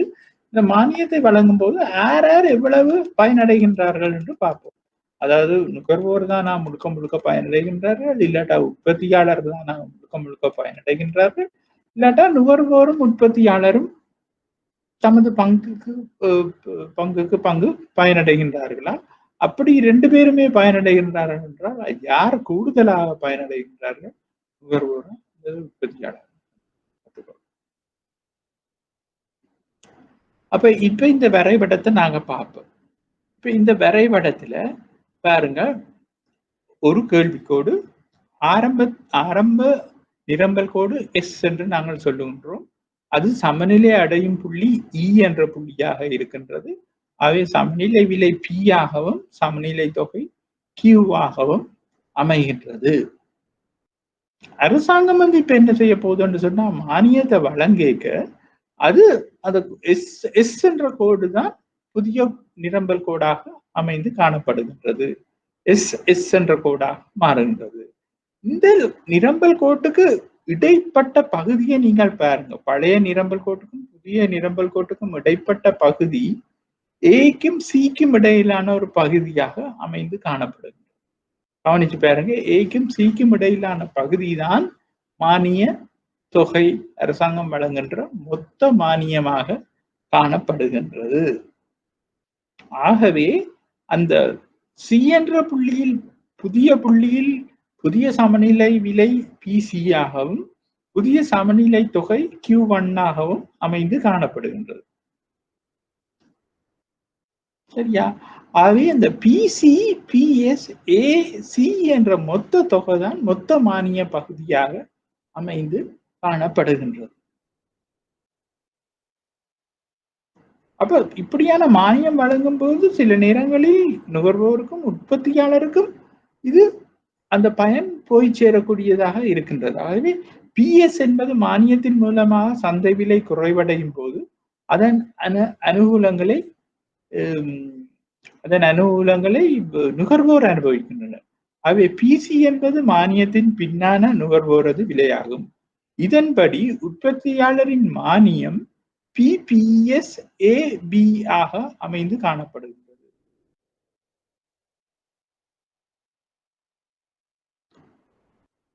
PPSAB என்பது உற்பத்தியாளரின் மானியமாக காணப்படுகின்றது.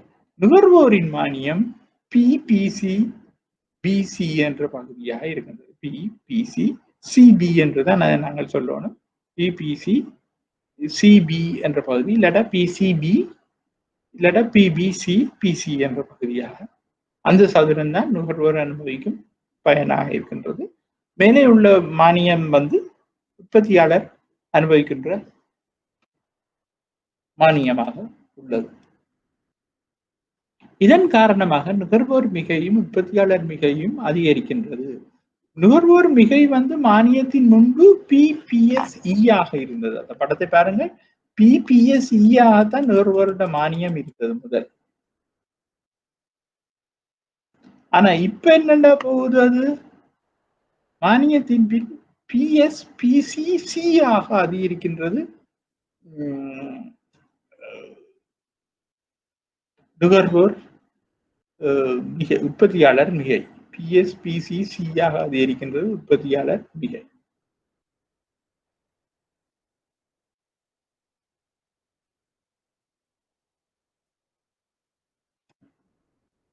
மானியத்தின் முன் உற்பத்தியாளர் மிகை என்றது PPCE ஆக இருந்தது. PPCE ஆக இருந்தது.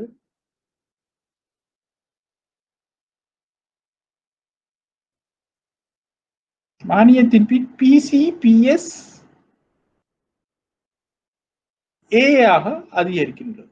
PCPSA ஆக அதிகரிக்கின்றது மானியத்தின் பின்பு.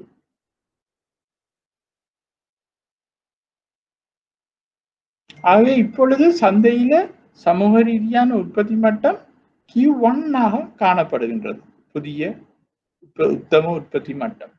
மானியத்தின் பின் இது கூடுதலாக P1 மாறுகின்றது. முதல் Q இருந்த உற்பத்தி மட்டம் Q1 மாறுகின்றது. ஆகவே இதுவே QEC என்பது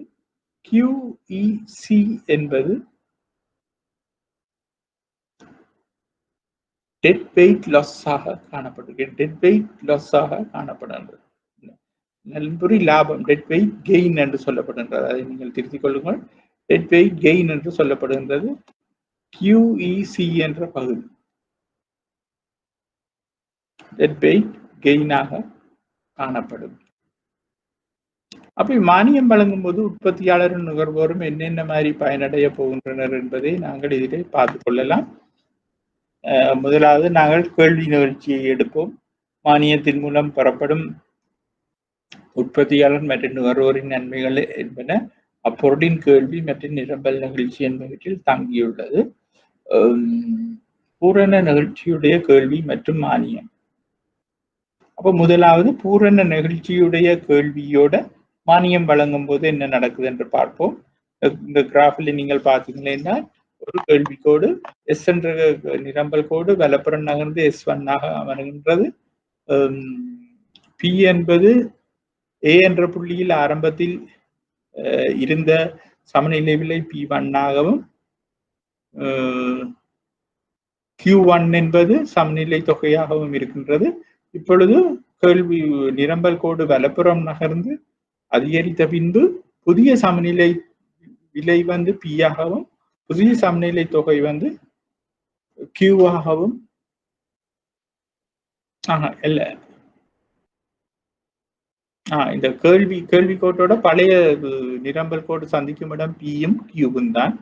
அவை P என்பது பழைய சமநிலை விலை, Q என்பது பழைய சமநிலை தொகை. மானியம் வழங்கிய பின்பு SS அது அதிகரிக்கின்றது. இந்த கேள்வி கோடு வந்து கிடையாச்சுக்கு சமாந்தரமாக இருக்கின்றபடியால் பூரண நிகழ்ச்சியுடைய கேள்வி கோடு என்றபடியால் அது சமாந்தரமாக அமைந்திருக்கின்றபடியால் அதனுடைய Q1 என்ற புதிய சமநிலை தொகையை B என்ற புள்ளியில் அது அடைகின்றது. ஆனால் அங்கு அது வந்து உற்பத்தியாளர் தாங்க விற்க விரும்பின இடம் வந்து P1 என்ற விலை. ஆகவே P1 என்ற மொத்த பயனும் P1 AB என்ற அந்த மொத்த மானியத்தின் மொத்த பயனும் உற்பத்தியாளர் தான் போய் சேருகின்றது. அதுக்கு காரணம் வந்து கேள்வி நிகழ்ச்சி கிடையாச்சுக்கு சமாந்தரமாக இருக்கின்ற கேள்வி கோடு என்றபடியால் பூரண கேள்வி நிகழ்ச்சி என்றபடியால் ஒன்றுக்கு கூடிய கேள்வி நிகழ்ச்சியும் மானியம். ஒன்றுக்கு கூடிய கேள்வி நிகழ்ச்சியை நாங்கள் பார்ப்போமா இருந்தால் அங்கே வந்து அதே மாதிரி கிராஃப் தான். நீங்க பழையபடி பாருங்கள். கேள்வி கோட்டில் மாற்றம் இல்லை. நிரம்பல் கோடு வலப்புறம் நகர்கின்றது. ஆரம்ப சமநிலை விலை P ஆகவும் ஆரம்ப சமநிலை தொகை Q ஆகவும் அமைகின்றது. மானியம் வழங்கிய பிற்பாடு புதிய சமநிலை விலை PA ஆகவும் புதிய சமநிலை தொகை Q1 ஆகவும் அமைகின்றது. ஆகவே இங்கே வந்து புதிய சமநிலை தொகை Q1-இல் அவர்கள் விற்க விரும்பும் விலை வந்து உற்பத்தியாளர் PS என்பதாக அமைகின்றது. ஆகவே PS அந்த புள்ளியை நாங்கள் A என்று சொல்லுவோம். இதை மேலே பழைய நிரம்பல் கோட்டோடு புதிய Q1 என்ற தொகை சந்திக்கும் இடத்தை A என்றும் அதற்கு கீழ் P என்ற விலையோடு சந்திக்கும் இடத்தை நாங்கள் C என்றும் எடுத்துக்கொள்வோமாக இருந்தால் அரசாங்கத்தின் மொத்த மானிய செலவு வந்து PA PS AC என்பதாக அமைந்து காணப்படும். அதுல நுகர்வோர் பயனடைகிற பகுதி வந்து PPS PC PC என்ற பகுதியாக இருக்கும். உற்பத்தியாளர் பயனடையும் பகுதி மேல் பகுதியான PPS AB என்ற பகுதியாக இருக்கும். ஆகவே நாங்கள் அதை சரியாக போட்டுக்கொள்வோம். அந்த இதை கீழே உள்ள படத்தில் PA என்றுள்ளது, P என்றுள்ளது, PS என்றுள்ளது. அந்த பிஎஸ்க்கு நேரே இந்தியாவில் இருக்கும் பழைய நிரம்பல் கோட்டோடு உள்ள புள்ளியை நாங்கள் ஏ என்று எடுத்துக்கொள்வோம்.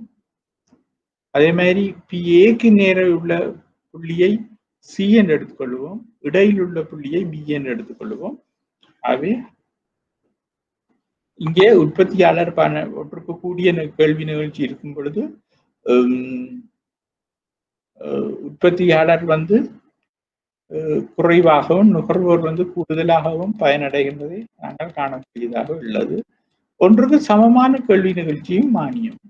பொருளுக்கான கேள்வி நிகழ்ச்சியானது ஒன்றுக்கு சமமானதாக இருக்கும் போது நுகர்வோரும் உற்பத்தியாளரும் மானியத்தின் பயனை சமமாக அடைவர்.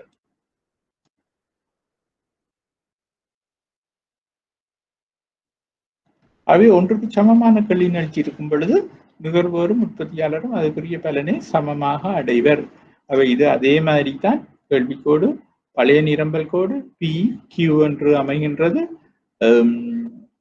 அதே மானியம் வழங்கிய பிற்பாடு நிரம்பல் அதிகரிக்கின்றது, அது எஸ்எஸ் என்று வருகின்றது. புதிய சமநிலை விலை பிசியாகவும் புதிய சமநிலை தொகை Q1 ஆகவும் Q1 Q அதிகரித்து காணப்படும். சமநிலை விலை பியிலிருந்து பிசியாக குறைந்து காணப்படும். ஆனால் அந்த பிசி என்ற விலையில் சி என்ற புள்ளியில் உற்பத்தியாளர் பிஎஸ் என்ற விலையில் தான் விற்க விரும்புவார்கள். அவை அது ஏ என்ற புள்ளியில் சந்திக்கின்றது. அவை பிஎஸ்ஏபி என்ற பகுதியை உற்பத்தியாளரும் பிசி என்ற பகுதியை நுகர்வோரும் பொறுப்பேற்றுக் கொள்வார்கள். ஆனா இப்படி இவர்கள் இருவரும் அனுபவிக்கும் பகுதி இந்த படம் சரியாக அமைவதால அது உங்களுக்கு அப்படி தெரியல.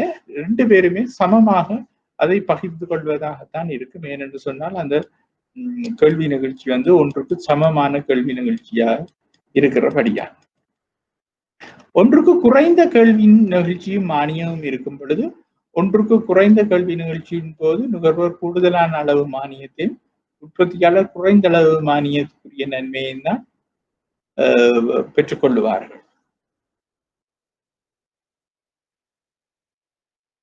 ஆகவே மொத்த மானியம் அதே மாதிரி தான். நீங்கள் இதுல அந்த படத்தை பார்த்தீங்களே என்று சொன்னால் உற்பத்தியாளர் அனுபவிக்கின்ற மானியத்தின் அளவு அதால ஏற்படுற நன்மை உற்பத்தியாளருக்கு குறைவாகவும் நுகர்வோருக்கு கூடுதலாகவும் அமைந்து காணப்படும்.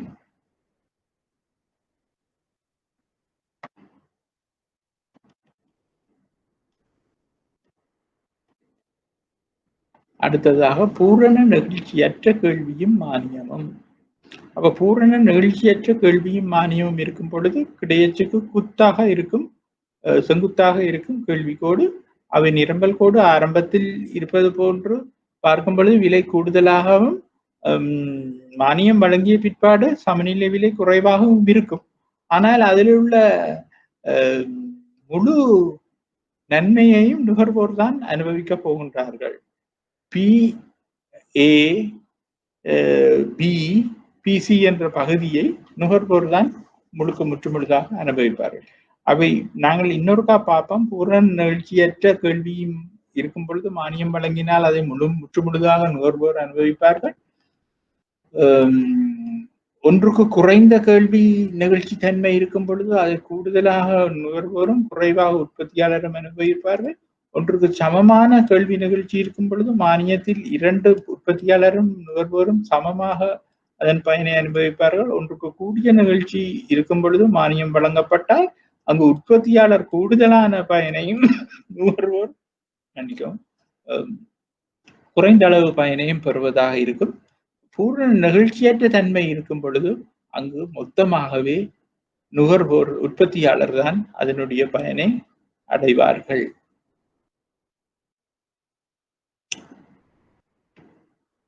அடுத்ததாக நாங்கள் பார்க்க போறது மானியம் வழங்கும் போது நிரம்பல் நிகழ்ச்சியின் அடிப்படையில் உற்பத்தியாளர் நுகர்வோரும் பயனடையும் முறை. மானியம் வழங்கும் பொழுது நிரம்பல் நிகழ்ச்சியின் அடிப்படையில் உற்பத்தியாளரும் நுகர்வோரும் பயனடையும் முறையைத்தான் நாங்கள் அடுத்ததாக பார்க்க போகின்றோம்.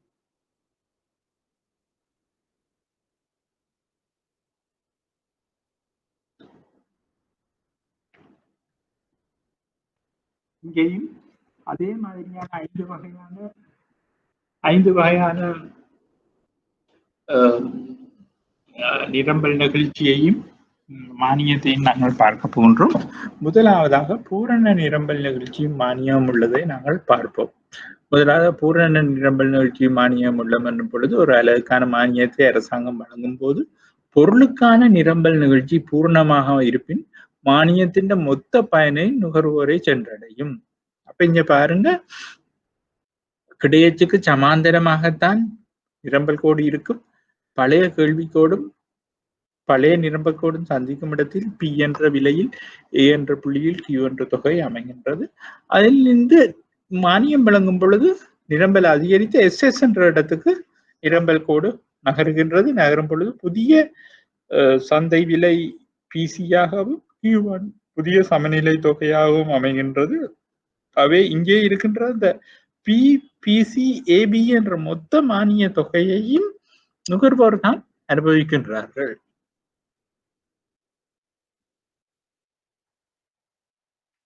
அடுத்ததாக ஒன்றுக்கு கூடிய நிரம்பல் நிகழ்ச்சியும் மானியமும்.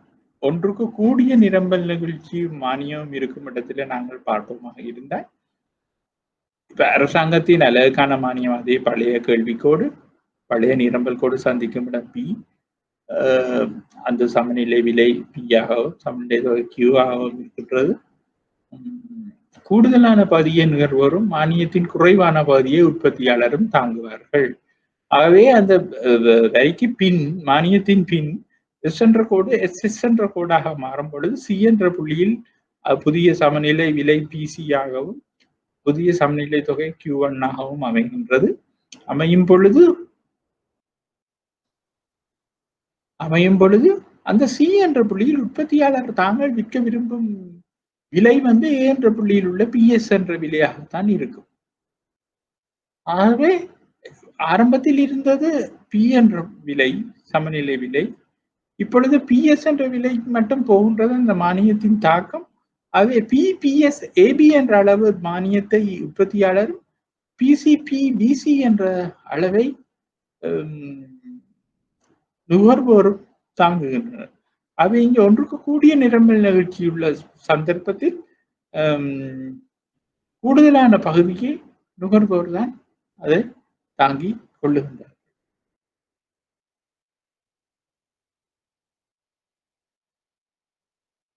ஒன்றுக்கு சமமான நிரம்பல் நிகழ்ச்சியும் மானியமும். அப்போ ஒன்றுக்கு சமமான அளவுக்கான மானியத்தை அரசாங்கம் ஒரு பொருளுக்கு வழங்கும் போது அது நிரம்பல் நிகழ்ச்சி ஒன்றுக்கு சமமாக இருப்பு நுகர்வோரும் உற்பத்தியாளரும் அவற்றை சமமாக பகிர்ந்து கொள்கின்றார்கள். அப்போ ஒன்றுக்கு சமமான நிரம்பல் நிகழ்ச்சி இருக்கும் பொழுது நுகர்வோரும் உற்பத்தியாளரும் ஒன்றுக்கு சமமான தொகையைத்தான் சமமான மானியத்தை சமமாக பகிர்ந்து கொள்கின்றார்கள். அதே மாதிரி நீங்க பாருங்கன்னா அந்த படத்துல பிபிஎஸ் ஏபி என்றதும் பிபிசி சிபி என்ற பகுதியை நுகர்வோரும் பிபிஎஸ் ஏபி என்ற பகுதியை உற்பத்தியாளரும் தாங்கிக் கொள்வார்கள். அந்த தாங்குற பகுதி ரெண்டு பேருமே தாங்குற அளவு சமமாக அமைந்து காணப்படுகின்றது. அடுத்தது ஒன்றுக்கு குறைந்த நிரம்பல் நிகழ்ச்சியும் மானியமும். ஒரு பொருளின் அளவுக்கான மானியம் ஒன்றுக்கு குறைந்த நிரம்பல் நிகழ்ச்சியை கொண்டிருப்பின் உற்பத்தியாளர் கூடுதலான மானியத்தை அனுபவிப்பார்கள், நுகர்வோர் குறைந்த மானியத்தை அனுபவிப்பார்கள். ஆகவே இதுல நீங்கள் இந்த படத்துல நீங்கள் பார்ப்பீர்களா இருந்தால் பிபிஎஸ் ஏபி என்ற பகுதியையும் பிபிசிபி என்ற பகுதியை நுகர்வோரும் பிபிஎஸ் ஏபி என்ற பகுதியை உற்பத்தியாளரும் தாங்குவார்கள். அந்த உற்பத்தியாளர் தாங்கும் பகுதி வந்து கொஞ்சம் கூடுதலான பகுதியாக இருக்கும். அதைத்தான் இதில் காட்டப்பட்டு உள்ளது.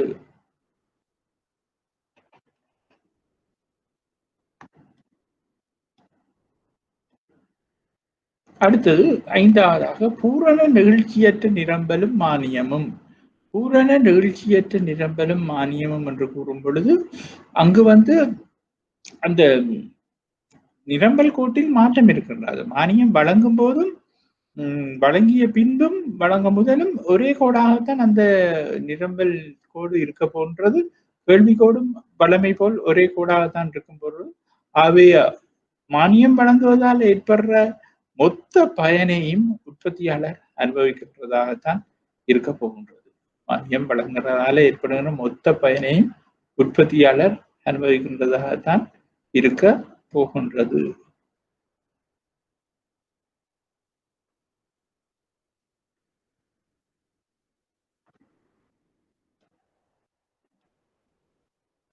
அடுத்ததாக நாங்கள் பார்ப்போம், அரசாங்கத்தால உற்பத்தி கோட்டா முறை அமுல்படுத்தப்பட்டால் என்ன நடக்கும் என்று பார்ப்போம். அரசாங்கம் உற்பத்தி கோட்டா முறையை அமல்படுத்துகின்ற என்று நாங்கள் சொல்லுகின்றோம். அரசாங்கம் உற்பத்தியாளருக்கு நன்மை பயக்கும் வகையில் உற்பத்தி கோட்டா முறையை அமல்படுத்தினால் அது எவ்வாறு அமையும் என பார்ப்போம். முக்கியமாக விவசாய பொருட்களின் விலைகளில் தளம்பல் ஏற்படுவதனால் விவசாய பொருட்களுக்கு அரசாங்கம் கோட்டா வழங்குவது வழக்கம்.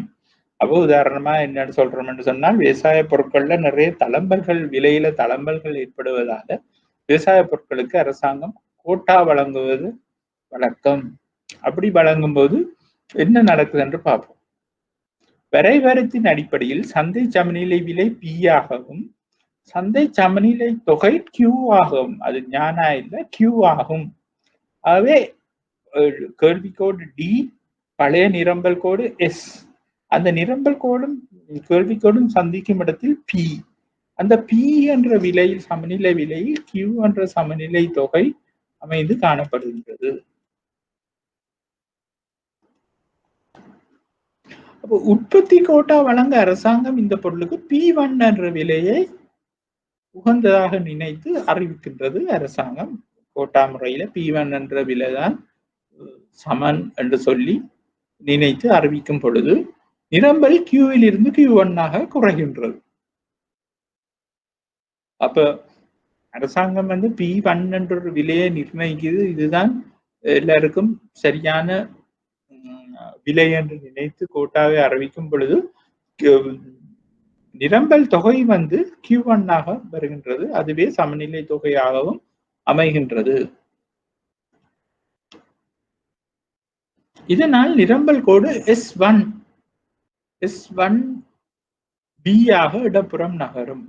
அந்த S1 என்ற கோடு தான் நிரம்பல் கோடாக அமைந்து இடப்புறம் நகர்ந்து காணப்படுகின்றது. இந்த நிரம்பல் கோடு A என்ற புள்ளியில் கேள்வி கோட்டை இடைவெட்டுகின்றது. நிரம்பல் மட்டுப்படுத்தப்படுவதால் அல்லது பங்கிடப்படுவதால் அவர்களால் நிரம்பலை அதிகரித்துக் கொள்ள முடியாது. அப்ப உற்பத்தியாளருக்கு கோட்டா வழங்கப்பட்டிருக்கு. கோட்டான்ற என்ன, உங்களுக்கு இவ்வளவுதான் உங்களால் உற்பத்தி செய்து நிரம்பல் செய்ய முடியும். அதன் அடிப்படையில S1 என்ற அந்த இடையச்சுக்கு செங்குத்தாக அமைகிற அந்த நிரம்பல் கோட்டுல நிரம்பல் செய்பவர்களால அந்த நிரம்பலை கூட்டவோ குறைக்கவோ முடியாத ஒரு நிலை ஏற்படுகின்றது. இதனால் மொத்த நிரம்பல் Q1 அமையும். Q1 மொத்த நிரம்பல் அமைகின்றது. இது பல உற்பத்தியாளர்களுக்கிடையே இந்த Q1 என்ற தொகை பங்கிடப்படுகின்றது.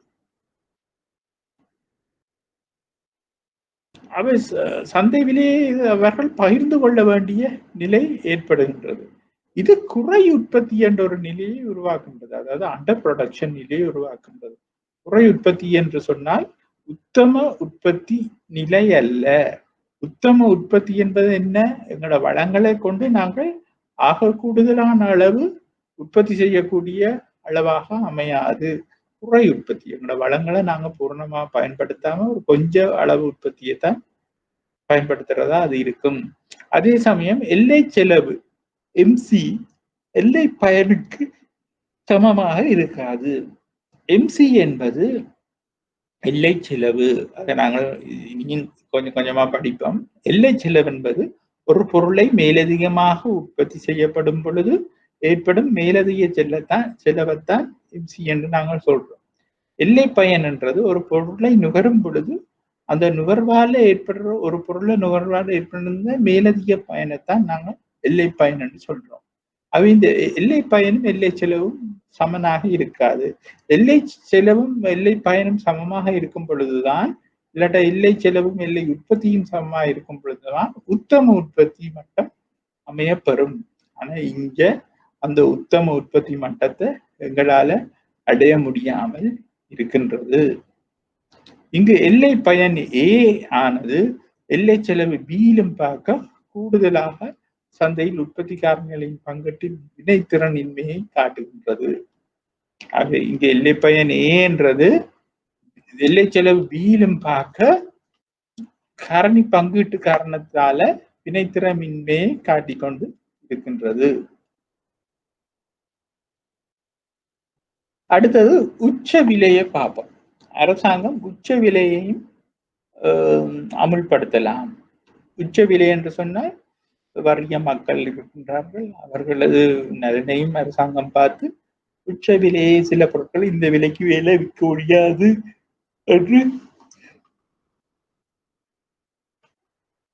என்று கூறும் பொழுது அப்பொழுது சமநிலை விலை சமநிலை தொகையில் எவ்வாறான மாற்றம் ஏற்படுகின்றது என்பதை பார்ப்போம். சமூகத்தில் வறிய மக்களின் நலன்களை உயர்த்தும் பொருட்டு அரசாங்கம் உச்ச விலையை சில பொருட்களுக்கு அறிமுகப்படுத்தும். அதாவது அந்த விலைக்கு மேலே பொருட்களை விற்க முடியாது என்பதாகும். இது சந்தை சமநிலை விலைக்கு கீழேயே தீர்மானிக்கப்படும். உதாரணமாக இந்த கிராஃபை நீங்க பாத்தீங்கன்னு சொன்னால் இந்த கிராஃபிலே கேள்விக்கோடு உள்ளது, நிரம்பல் கோடு உள்ளது. அங்கே சமநிலை விலை பியாகவும் சமநிலை தொகை கியூவாகவும் உள்ளது. அப்ப நாங்கள் இங்க வந்து சமநிலை விலை சமநிலை தொகை வந்து பியும் கியூவுமாக இருக்கும் பொழுது அரசாங்கம் பிஎக்ஸ் என்ற ஒரு விலையை உச்ச விலையாக போடுகின்றது. அதான் நீங்க பாருங்க, இந்த நோட்ஸ்ல பாத்தீங்கன்னா என்ன தெரியும், இந்த வரைபடத்தில் பி என்பதும் கியூ என்பதும் சமநிலை விலை சமநிலை தொகையாக அமைகிறது. பி எக்ஸ் என்பதை உச்ச விலையாக அரசாங்கம் அமல்படுத்தும் பொழுது அந்த கேள்வி தொகை வந்து QD ஆக மாறுகின்றது, நிரம்பல் தொகை QS ஆக மாறுகின்றது. அதுல அந்த நானா இருக்கிறது வந்து QD ஆக மாறுகின்றது. ஆனால் நிரம்பல் செய்யப்படும் அளவு QS இல்ல QS ஆக இருக்கும். இதனால் பற்றாக்குறையான QD மைனஸ் QS வந்து ஒரு பற்றாக்குறையாக அமைந்து காணப்படும். ஏனென்றால் PX என்ற விலையிலே QS என்ற அளவைத்தான் நிரம்பல் செய்வார்கள், QD என்ற அளவைத்தான் நுகர்வோர் கேள்வி எழுப்பிக் கொண்டிருப்பார்கள். அப்ப இதுக்கு இடையே உள்ள அளவு வந்து பற்றாக்குறையாக காணப்படும். அப்ப கேள்விக்கு நிரம்பலுக்கும் இடையே உள்ள வித்தியாசம் என்று காணப்படும். அப்ப இப்படி பற்றாக்குறை ஏற்படும் பொழுது என்ன நடக்கும் என்று நீங்க நினைக்கிறீர்கள்? கருப்பு சந்தை தோன்றுவதற்கு இது வழிவகுக்கின்றது. கருப்பு சந்தை நிலை தோன்றலாம். கருப்பு சந்தை நிலை தோன்றினால் என்ன நடக்கும்? பொருட்கள் சந்தைக்கு வெளியே கூடுதலான விலைக்கு விற்பதற்கு சந்தர்ப்பங்கள் உள்ளன. அப்ப இங்க நோட்ஸை பார்த்தீங்கன்னா என்ன தெரியும், இது ஒரு முக்கியமான பிரச்சனையாக உச்ச விலையை அமல்படுத்தும் போது அமைகின்றது. இதனை பங்கீட்டு மூலம் அல்லது முதல் வெவருக்கு முதல் வழங்குதல் என்ற அடிப்படையில் பொருட்கள் விநியோகிக்கப்படலாம். அப்ப பங்கீட்டு அடிப்படையில் என்று சொல்லும் பொழுது இப்ப பங்கிட்டு கொடுக்க வேண்டிய ஒரு நிலை ஏற்படும். உதாரணமாக 1977ஆம் ஆண்டுக்கு முன்பு இருந்த அரசாங்கத்தால சில கொள்கைகள் காரணமாக சில தட்டுப்பாடுகள் ஏற்பட்டது அத்தியாவசிய பொருட்களுக்கு. உதாரணத்துக்கு பான் கூட தட்டுப்பாடாக இருந்தது 77ஆம் ஆண்டுக்கு முன்பு.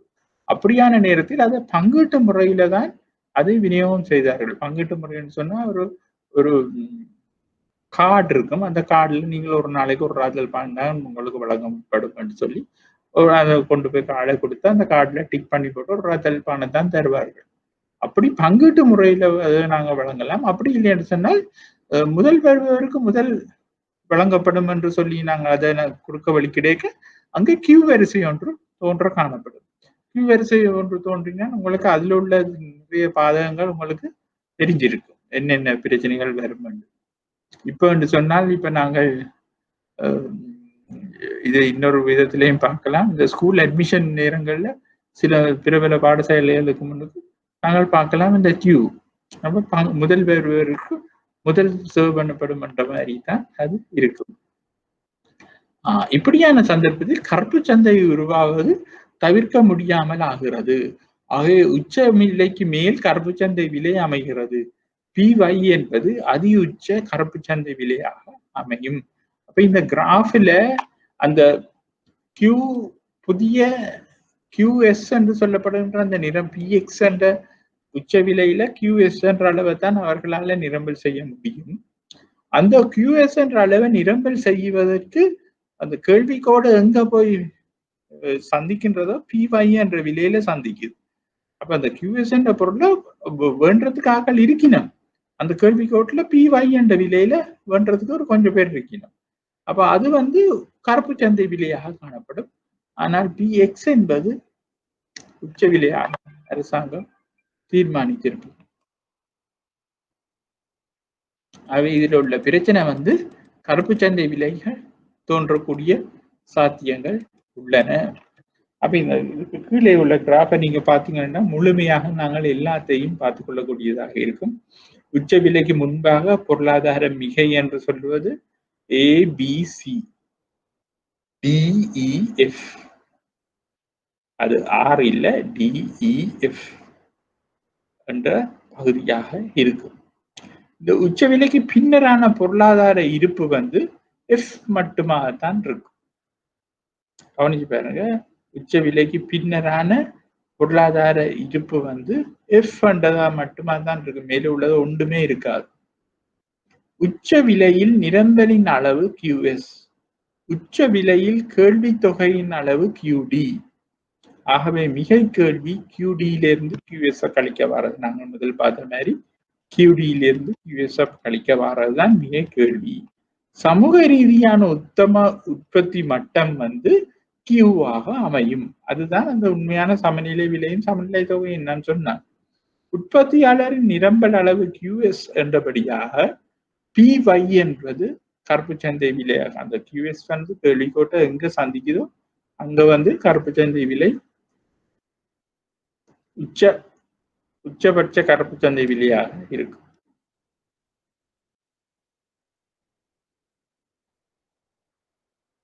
சில நேரங்கள்ல உற்பத்தியாளரை பாதுகாக்க வேண்டிய ஒரு நிலை அரசாங்கத்துக்கு ஏற்படுகின்றது. உற்பத்தியாளரை பாதுகாக்க வேண்டிய நிலை அரசாங்கத்துக்கு ஏற்படும் பொழுது அரசாங்கம் என்ன செய்கின்றது என்று சொன்னால் குறைந்தபட்ச விலை ஒன்றை நிர்ணயிக்கின்றது. அதாவது இந்த விலைக்கு குறைய விற்க இயலாது, இந்த விலைக்கு குறைய விற்க இயலாது என்ற ஒரு குறைந்தபட்ச விலையையும் நாங்கள் அரசாங்கம் அமல்படுத்துவதை காணலாம். இப்படி அரசாங்கம் அமல்படுத்துவதற்கு காரணம் உற்பத்தியாளரின் வருமானத்தை பாதுகாப்பதற்காக, உற்பத்தியாளரை பாதுகாப்பதற்காக உற்பத்தியாளரின் வருமானத்தை பாதுகாப்பு. கீழே உள்ள கிராஃபை பாருங்க. எப்பவுமே உற்பத்தியாளரின் வருமானத்தை பாதுகாக்கணும் கூட அரசாங்கத்தால குறைந்தபட்ச விலை விதிக்கப்படும் பொழுது அது சமநிலை விலை சமநிலை தொகைக்கு மேலே தான் விதிக்கப்படும். இப்ப இந்த கிராஃபை பார்த்தீங்கன்னா பழைய நிரம்பல் கோடும் கேள்வி கோடும் சந்திக்கும் புள்ளி எஸ்ஸும் டியும், அது சந்திக்கும் புள்ளி P1ம் Q1ம் தான் அமைந்து காணப்படுகின்றது. P1 என்றது சமநிலை விலையாகவும் Q1 என்பது சமநிலை தொகையாகவும் அமைந்து காணப்படுகின்றது. ஆனால் அரசாங்கம் PY என்ற ஒரு விலையைத்தான் குறைந்தபட்ச விலையாக, அதுக்கு குறைய நீங்க விற்கக்கூடாது, விற்கிறனாலுக்கு கூடத்தான் விற்கணும் என்று சொல்லும் பொழுது அந்த PY என்ற இடத்திலே ஒரு புள்ளியிலே Q2 என்ற ஒரு தொகை அமைகின்றது. அந்த Q2 என்ற தொகை தான் கேள்வி தொகையாக அமைந்து காணப்படுகின்றது. இது கேள்வி தொகையாக அமைந்து காணப்படும் பொழுது அந்த PY என்றது S என்ற கோட்டிலே நிரம்பல் கோட்டிலே எங்கே சந்திக்கின்றதோ அது Q3 அமைகின்றது. சாரி, Q2 என்பது கேள்வி தொகையாக அமைந்து காணப்படுகின்றது. Q3 என்பது நிரம்பல் தொகையாக அமைந்து காணப்படும். ஆகவே Q3-ல் இருந்து Q2-வை கழிக்க வாரது மிக நிரம்பலாக அமைந்து காணப்படும். அப்ப மேற்கூறிய வரைபடத்தில் P1, அது நாங்கள் திருத்திக் கொள்வோம், P1ம் Q1ம் சமநிலை விலை மற்றும் சமநிலை தொகையாக அமைகின்றது. ஆக குறைந்த விலை P2 ஆக அமல்படுத்தப்படும் போது அதன் நிரம்பல் தொகையானது Q3 ஆக அமைகின்றது. அது ஆக குறைந்த விலை P2 இல்ல PY ஆக அமல்படுத்தும் போது அதன் நிரம்பல் தொகையானது Q3 ஆக அமைகின்றது. ஆனால் அந்த விலையில் எழுப்பப்படும் கேள்வி Q2 ஆக அமையும். இப்படி அந்த இடத்துல எழுப்பப்படும் கேள்வி Q2 ஆக அமையும் பொழுது இதனால் மேலதிக நிரம்பல் பகுதி Q2 இலிருந்து Q3 ஆக அமையும். அதாவது Q3 மைனஸ் Q2 மேலதிக மிகை நிரம்பலாக கவனிக்கப்படும். இந்த மிகையை என்ன அரசாங்கம் என்ன செய்யும் என்று சொன்னால் இந்த மிகையை அரசாங்கம் தான் கொள்வனவு செய்யும் அந்த விலையில். இல்லாட்ட நிரம்பல் செய்பவர்களால புது பிரச்சனைகள் ஏற்படும். அவர்கள் தாங்கள் நிரம்பல் செய்யும் பொருட்களை விற்க முடியாம இருக்குது என்ற ஒரு புது பிரச்சனை ஒன்று ஏற்படும். ஆகவே இந்த வரைபடத்தில் சமநிலை விலை P ஆகவும் சமநிலை தொகை Q ஆகவும் அமைகிறது. P1 என்பது அரசாங்கத்தால அமல்படுத்தப்படும் ஆக குறைந்த விலையாக காணப்படுகிறது. P2 என்றதுதான் அது. ஆக குறைந்த விலையை அமல்படுத்த முன்னுள்ள பொருளாதார மிகை என்பது ABCDEF ஆக அமைந்து காணப்படும். ஆக குறைந்த விலையால் பொருளாதார மிகையில் ஏற்படும் இழப்பு என்பது Q ஆக அமைந்து காணப்படுகின்றது. ஆகவா அதாவது அந்த Q என்ற இடத்துல அளவங்களால பிறகு எடுத்துக்கொள்ள இயலாம இருக்கிறது. மொத்த இழப்பு வந்து அந்த Q ஆக இருக்கின்றது. ஆக குறைந்த விலையில் நிரம்பல் தொகை Q2, ஆக குறைந்த விலையில் கேள்வி தொகை Q1, மிகை நிரம்பல் அதை வெட்டி திருத்தி விடுங்கள். மிகை நிரம்பல் Q2 மைனஸ் Q1. சமூக உத்தம உற்பத்தி மட்டம் வந்து Q ஆகும். ஆக குறைந்த விலையில் நுகர்வோர் வாங்கும் தொகை Q1 ஆக அமைந்து காணப்படும். அடுத்தது இன்னொரு விலை ஒன்று இருக்கின்றது. என்னன்னு சொன்னால் உத்தரவாத விலை. அரசாங்கம் ஒரு உத்தரவாத விலையை உற்பத்தியாளரை ஊக்குவிக்கும் முகமாக வழங்கலாம். அதுவும் கிட்டத்தட்ட ஆக குறைந்த விலையாக அதுக்கு சமமான ஒன்றாகத்தான் இருந்து காணப்படும். உதாரணமாக இந்த வரைபடத்தையும் பாருங்க. குறிப்பாக விவசாயத்துறையில் உற்பத்தியாளரை ஊக்குவிக்கும் முகமாக உத்தரவாத விலை ஒன்று வழங்கப்படுகின்றது. அப்ப இதன் காரணமாக உற்பத்தி மிகை ஒன்று காணப்படும். உத்தரவாத விலை என்பதும் ஆக குறைந்த விலை என்பதும் இந்த கிராஃபின் படி பார்த்தீங்கன்னா கிட்டத்தட்ட ரெண்டுமே ஒன்றாகத்தான் இருக்கும்.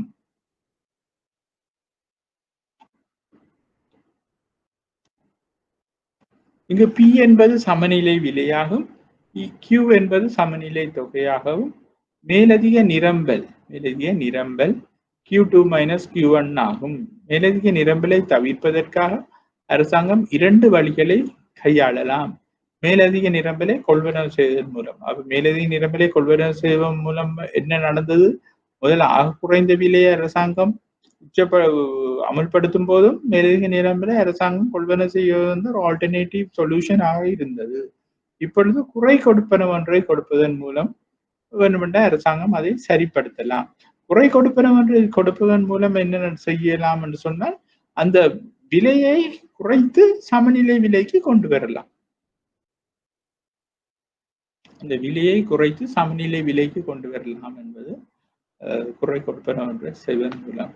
மேலதிக நிரம்பல் திருத்திக் கொள்ளுங்கள். மேலதிக நிரம்பல் பொருளுக்கான விலையை அரசாங்கம் உற்பத்தியாளருக்கு மானியமாக கொடுக்கும். இதே குறை கொடுப்பனவு என்றும் சொல்லுவர். Efficiency payment. அது இவ்வளத்தையும் நாங்கள் சமநிலை விலைக்கு கீழே நாங்கள் பார்த்திருக்கின்றோம். இது நாங்கள் ஒரு சின்ன ரிவிஷன் ஒன்றை போட்டு பார்ப்போம். சமநிலை விலையில நாங்கள் என்னென்ன செய்த நாங்கள் என்று.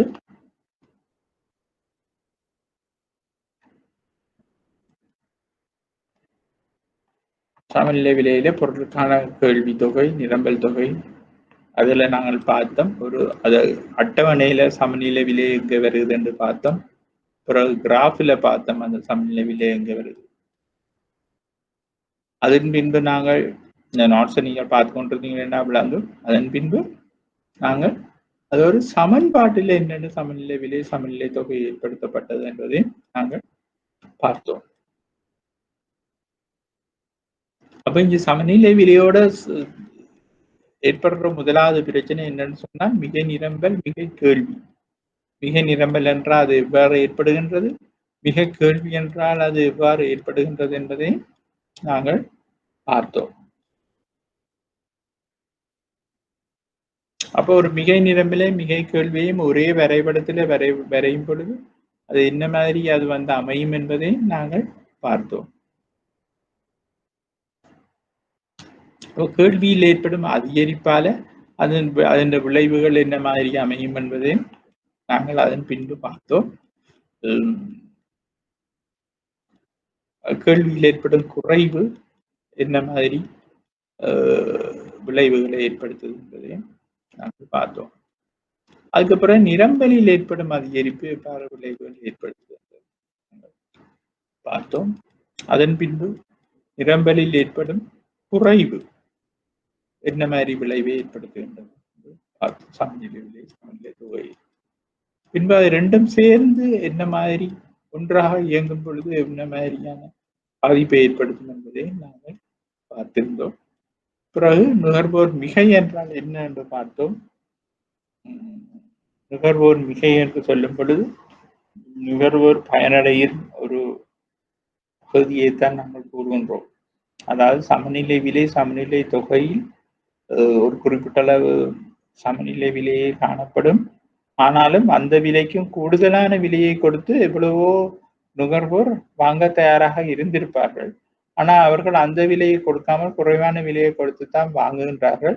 ஆகவே அதற்கு இடையப்பட்ட வித்தியாசத்தை நுகர்வோர் மிகை என்று கூறுவோம். அதே போல் உற்பத்தியாளரும் சில சந்தர்ப்பங்களிலே தாங்கள் குறைந்த பொருட்களை, அந்த குறிப்பிட்ட பொருட்களை குறைந்த விலையில் கொடுப்பதற்கு விரும்பி இருப்பார்கள். ஆனால் அப்படி கொடுக்காமல் அவர்கள் கூடுதலான விலைக்கு அதை கொடுத்து கொண்டிருப்பார்கள் சமநிலை விலையில். ஆகவே அப்படியான சந்தர்ப்பத்தில் அந்த குறைந்த விலையில் அவர்கள் கொடுக்க விரும்பின நிலைக்கும் இப்பொழுது சமநிலை விலையில் விற்கும் தொகைக்கும் இடைப்பட்ட விலைக்கும் இடைப்பட்ட இடத்தை இந்த உற்பத்தியாளர் மிக என்கின்றோம். அது உற்பத்தியாளர் அனுபவிக்கும் ஒரு நன்மையாக அமைகின்றது. இது யாவும் நாங்கள் சென்ற வாரம் நாங்கள் எங்களுடைய வகுப்பிலே பார்த்த நாங்கள் இன்றைக்கு 6வது வகுப்பு. அது இன்றைக்கு நாங்கள் பார்த்தது சந்தையில அரசாங்கத்தின் தலையீடு என்ன மாதிரி இருக்கும் என்பது. சந்தையில அரசாங்கத்தின் தலையீடு என்ன மாதிரி இருக்கும் என்று சொன்னால் வரி விதிக்கப்படும். அந்த வரியை என்ன மாதிரி மறைமுக வரி என்றுதான் அதை நாங்கள் சொல்லுகின்றோம். ஏனென்றால் அரசாங்கம் வரியை விதிக்கும் பொழுது பொருட்கள் மீது விதிக்கப்படும் வரியை மறைமுக வரி என்று சொல்லுகின்றோம். அந்த பொருட்களின் மீது விதிக்கப்படும் வரி வந்து 2 விதமான வரியாக அமைந்து காணப்படுகின்றது. ஒன்று அலகு வரி, அதாவது ஒரு பொருளுக்கு இத்தனை ரூபாய் வரி, இல்லாட்டா இத்தனை வீதத்துல வரி. அப்ப நாங்கள் இத்தனை வீதம் என்று சொன்னால் அது வந்து ஆரம்பத்தில பொருளோட விலையில குறைவா இருக்கும் பொழுது அந்த வரி வீதமும் குறைவாக இருக்கும், வரிக்கு பின்னரான விலையும் குறைவாக இருக்கும். ஆனால் பொருளோட விலை கூடும் பொழுது அந்த வரிக்கு பின்னரான விலையும் கூடுதலாக இருக்கும்.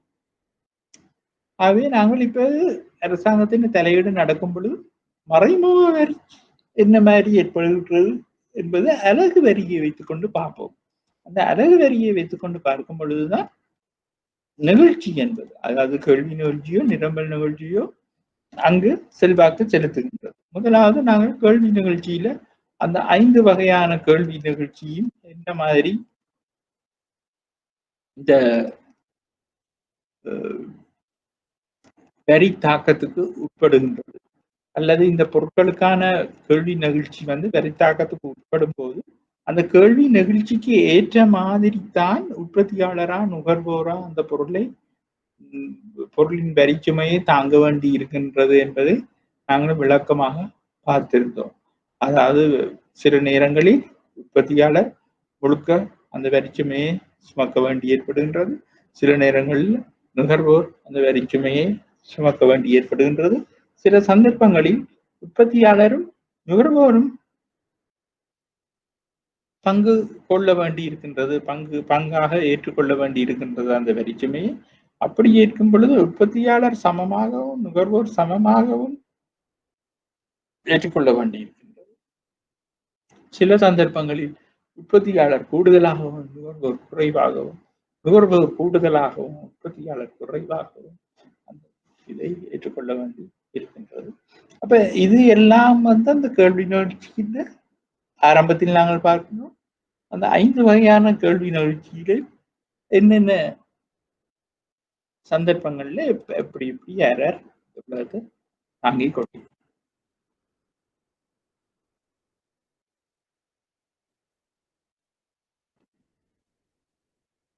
அடுத்ததாக நாங்க பார்க்கின்றோம் நிரம்பல் நிகழ்ச்சி. நிரம்பல் நிகழ்ச்சி ஒன்று நடக்கும் பொழுது என்ன மாதிரி இந்த உற்பத்தியாளரின் நுகர்வோரும் பொருட்களை தாங்கினும் என்பதை நாங்கள் பார்க்கணும். வரியின் தாக்கத்தை என்ன மாதிரி எடுத்துக்கொள்ள அந்த 5 விதமான இதை நாங்கள் பார்த்திருந்தோம்.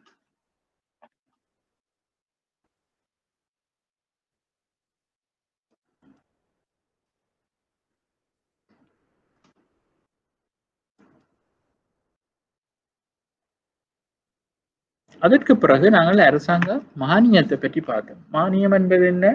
வரி விதிப்பு என்ற எதிர்மறை. அதாவது வரி விதிக்குன்றது அரசாங்கம் பொருளுக்கு மேல ஒரு பொருள் ஒரு விலையை தீர்மானித்து அரசாங்கம் தான் அறவிட்டுக் கொள்வது. அதே மாதிரி மானியம் என்பது ஒரு பொருளுக்காக அரசாங்கம் கொடுக்கும் காசு. எத்தனையோ சந்தர்ப்பங்கள்ல அந்த பொருளை உற்பத்தியாளர் ஊக்குவிக்கும் நோக்கத்தோட இல்லாட்டா அந்த பொருளை சந்தையில ஈடுபடுத்தணும் என்ற ஒரு காரணத்துக்காக மானியங்களை அரசாங்கம் வழங்குவது வழமை. அப்படி அந்த மானியத்தை வழங்கும்போது மன்னிக்கவும் அப்படி அந்த மானியத்தை வழங்கும் பொழுது என்ன மாதிரி தாக்கங்கள் ஏற்படும் என்பது அதுவும் வந்து கேள்வி நிகழ்ச்சி நிரம்பல் நிகழ்ச்சிக்கு ஏற்ற மாதிரி தான் அந்த தாக்கங்கள் அமைந்து காணப்பட போகின்றது. அதை நாங்கள் இதிலே பார்த்தோம். நாங்கள் அதாவது மானியம் வழங்கும் பொழுது முதலாவது கேள்வி 5 வகையான கேள்வி நிகழ்ச்சியுடைய சந்தர்ப்பங்களிலே அந்த மானியம் எவ்வாறு அமைந்து காணப்படுகிறது என்பதும் பின்பு நிரம்பல் நிகழ்ச்சி காணப்படும் பொழுது அந்த 5 வகையான சந்தர்ப்பங்களில் நிரம்பல் நிகழ்ச்சி எவ்வாறு காணப்படும் என்பதை நாங்கள் பார்த்திருக்கோம். அதன் பின்பு அரசாங்கத்தின் உற்பத்தி கோட்டா முறை இப்போது அமல்படுத்தப்படுகின்றது.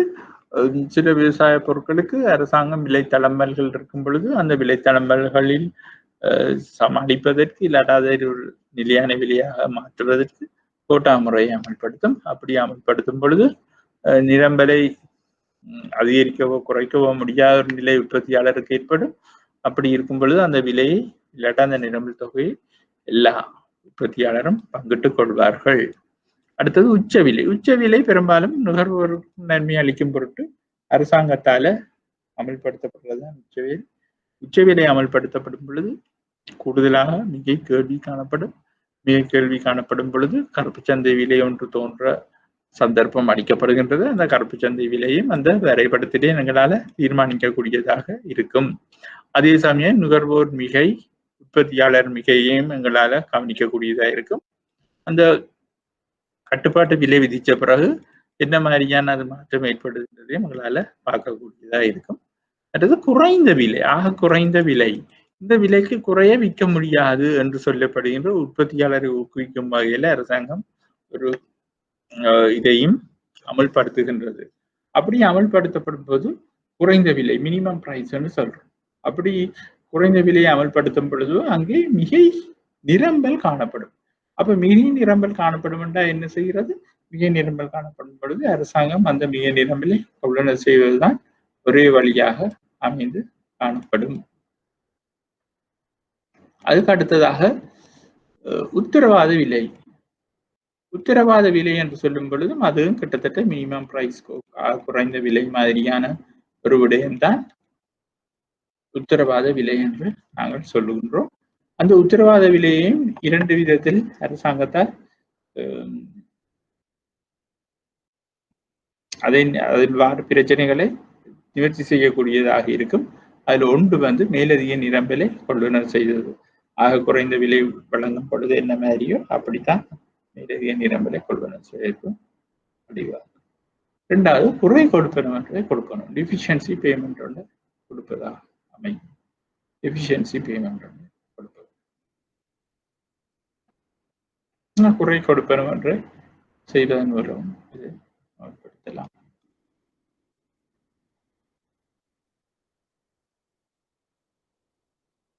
ஆகவே இதன் மூலம் நாங்கள் இந்த சந்தை சமநிலை என்ற பாடம் 6ஆம் பாடத்தை நாங்கள் நிறைவுக்கு வருகின்றோம். அடுத்தது 7வது பாடமாக நாங்கள் உற்பத்தி கோட்பாடு என்ற ஒரு பாடம். நாங்கள் அதை எப்படியும் அடுத்த வகுப்பிலே நாங்கள் அதை கூடுதலாக பார்ப்போம். இன்று மேலோட்டமாக அதை பார்த்துவிட்டு போவோம்.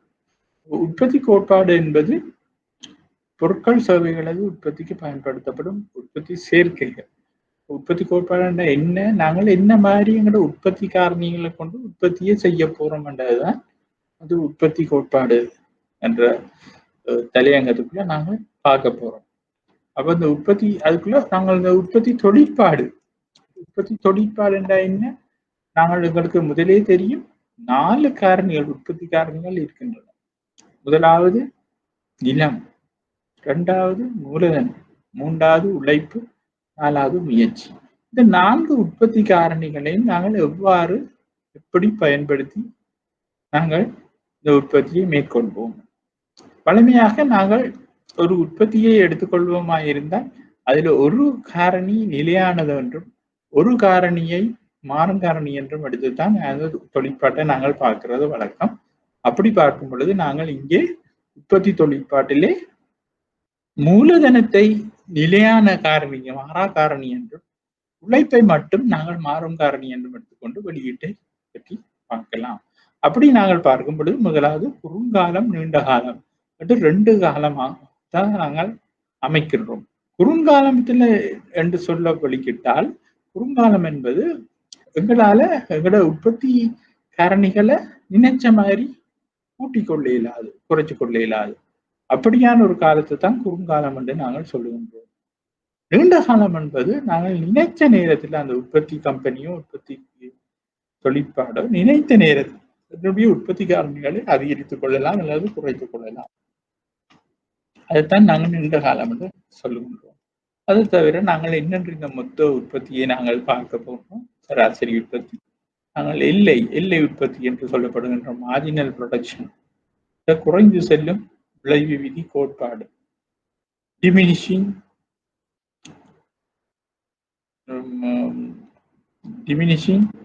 மார்ஜினல் ப்ரொடக்டிவிட்டி என்ற கோட்பாடு,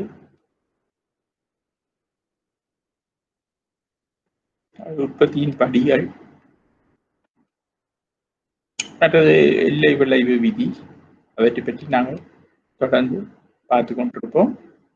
அதை தவிர நாங்கள் சராசரி கோடு பயன்படுத்தி நாங்கள் அடுத்த வகுப்பிலே இதை நாங்கள் பூர்ணமாக பார்ப்போம். அவை இத்துடன் இன்றைய வகுப்பை நாங்கள் நிறைவு செய்து கொண்டு நாங்கள் அடுத்த வாரம் மீண்டும் இந்த வகுப்பில் நாங்கள் சந்திப்போம். வணக்கம்.